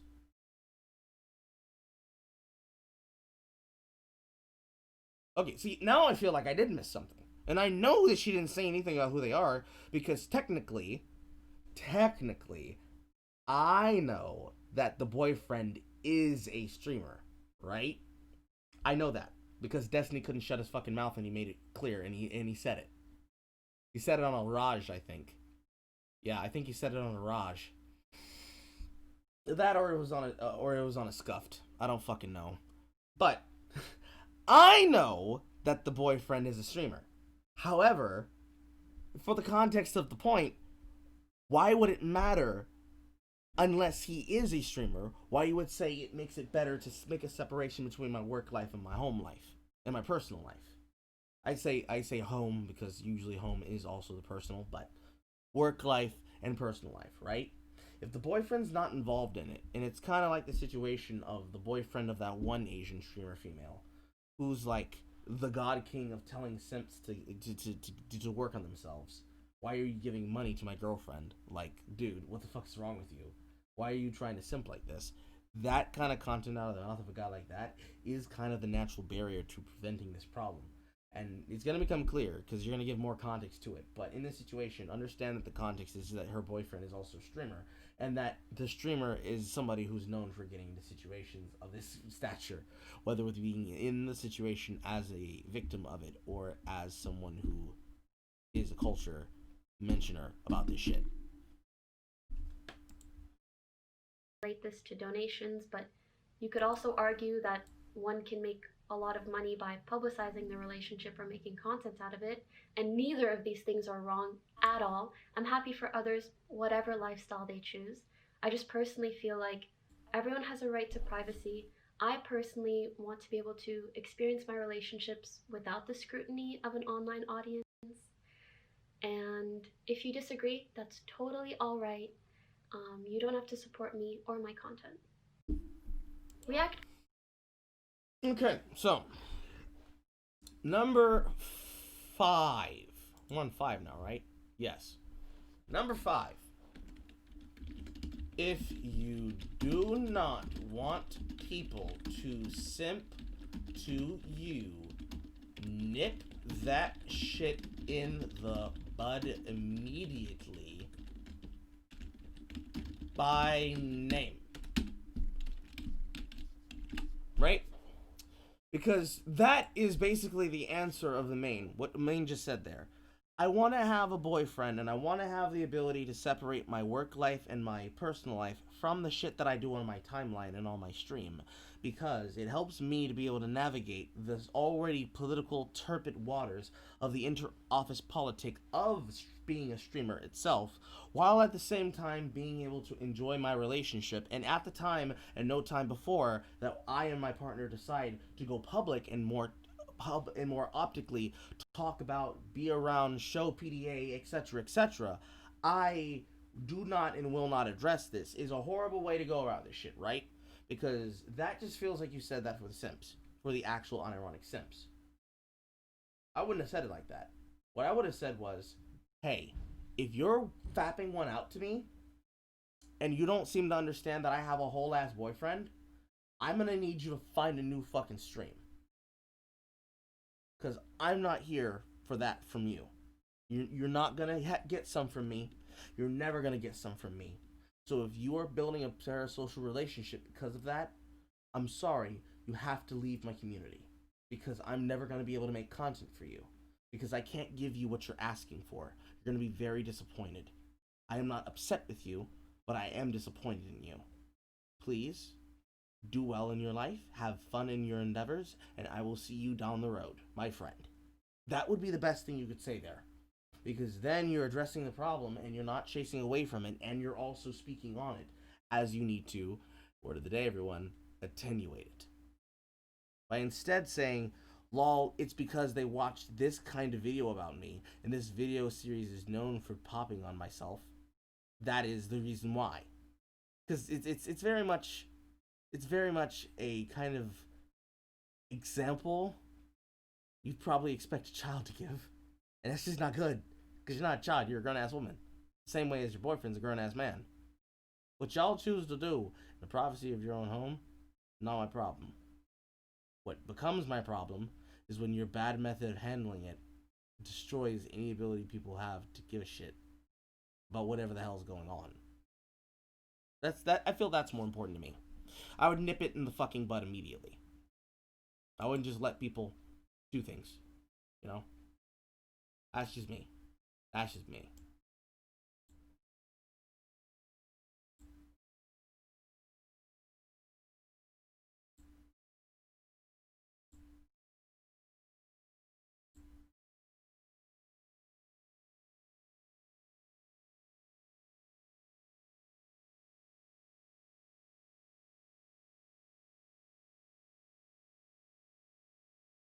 Sorry, I had a brain fart. Content is very popular both on Twitch and on YouTube, whether it's good content, bad content, transformative, or lazy, and honestly, oftentimes to the point of annoying my viewers. Anyways, back to the video. Oh yeah, what I was gonna say, and it's not the This is very lazy because this is just one example of one video of you looking at something. This is not multiple examples over a series of time where you're showing an example of the actual dates of your stream and when that video content was made. compared to what I do shit, especially the one where I am right now, where I'm showing not only the date and the time, but also showing the likes and dislikes. It's just not, this is just, oh man, this is not working out for you. The reason I say that she thinks like this, oh, I'm sorry, go back up. I think I already read that one, but let me go back up to what Sarky said. So on its face, it definitely falls into the trap of developing one-sided relationships online, but how does it fall for this? I don't get it. In the case of Pokimane, there's an air of deception that I can see people falling for, but with streamers that are very open about it, I don't know how it happens. Is it just thirst? Yes. There are people who do it because it's thirst, and they forget that simping will not make it easier. It's not like the relationship between fans of a porn star, right? Because it's kind of like that, actually. If not exactly. There are some people who, they are very socially awkward, and they don't know how relationships work. And they're also very big, obsessed fans of porn. So they watch a lot of porn, and sometimes, occasionally, in some kind of porn videos, there's the woman who will bang any fan, or there's the porn male star that will bang any female, and they will do what's called a lost girl or a lost boy call, also known as a meet and fuck protocol, where the fan gets to blow her out or blow him out for X amount of time. Then they have the next one, and the next one, and the next one, and the next one. It's like being a gigolo. But it's going to be a little bit different in the context of Twitch if you wanted to use this analogy. It's not so much that the fans themselves give money because they're trying to expedite their parasocial relationship. They're giving money to Poki and watching the stream because Poki's live, and they give the money to Poki so that Poki can read what they have to say on the timeline. Some people monetize this method as being a way to help people buy the opportunity to tell a streamer hints on a new game, per se, you know? Or more likely the original model of what it is, where it's like, this is my favorite streamer. No, this is my favorite streamer. No, this is my favorite streamer. And it's like boys, boys, boys, or girls, girls, girls. They're all capable of being horny. And then they block the door, and then you have this entire access hall to, in some cases, at least for my job right now, is like a hallway of melted fucking popsicles. They look like the person, but they're not the person. But you fell in love with this idol that it replaced the person. That's what's really happening there with that parasocial bonding. And it can lead to very, very strange and very, very painful resolutions.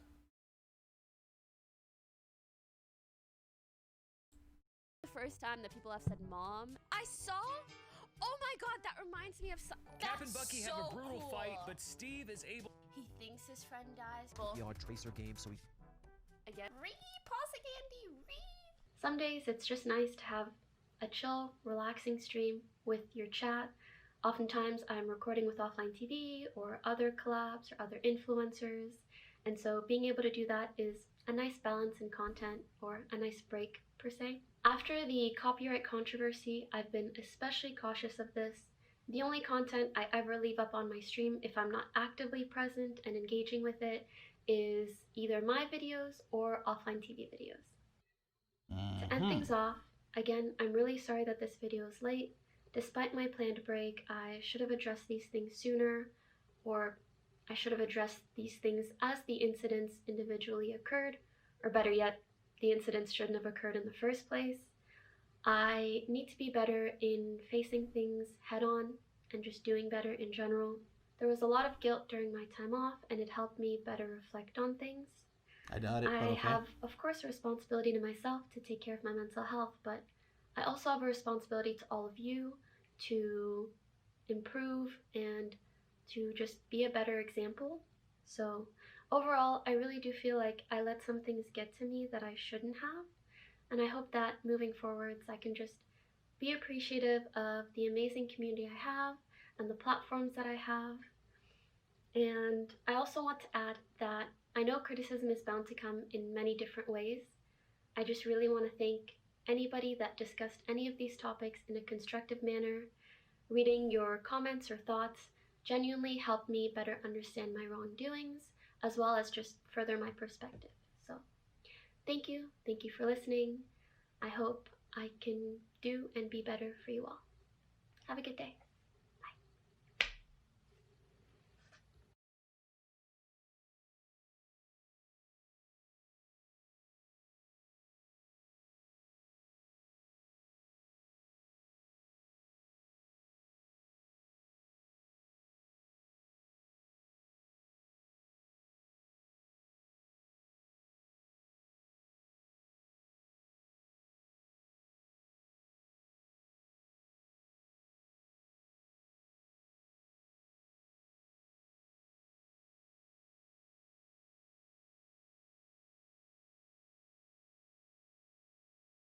I'm trying to think of how I can explain the problem there. I wasn't having a brain fart. I needed to think for a second. Let's play that one more time. Things. I have, of course, a responsibility to myself to take care of my mental health, but I also have a responsibility to all of you.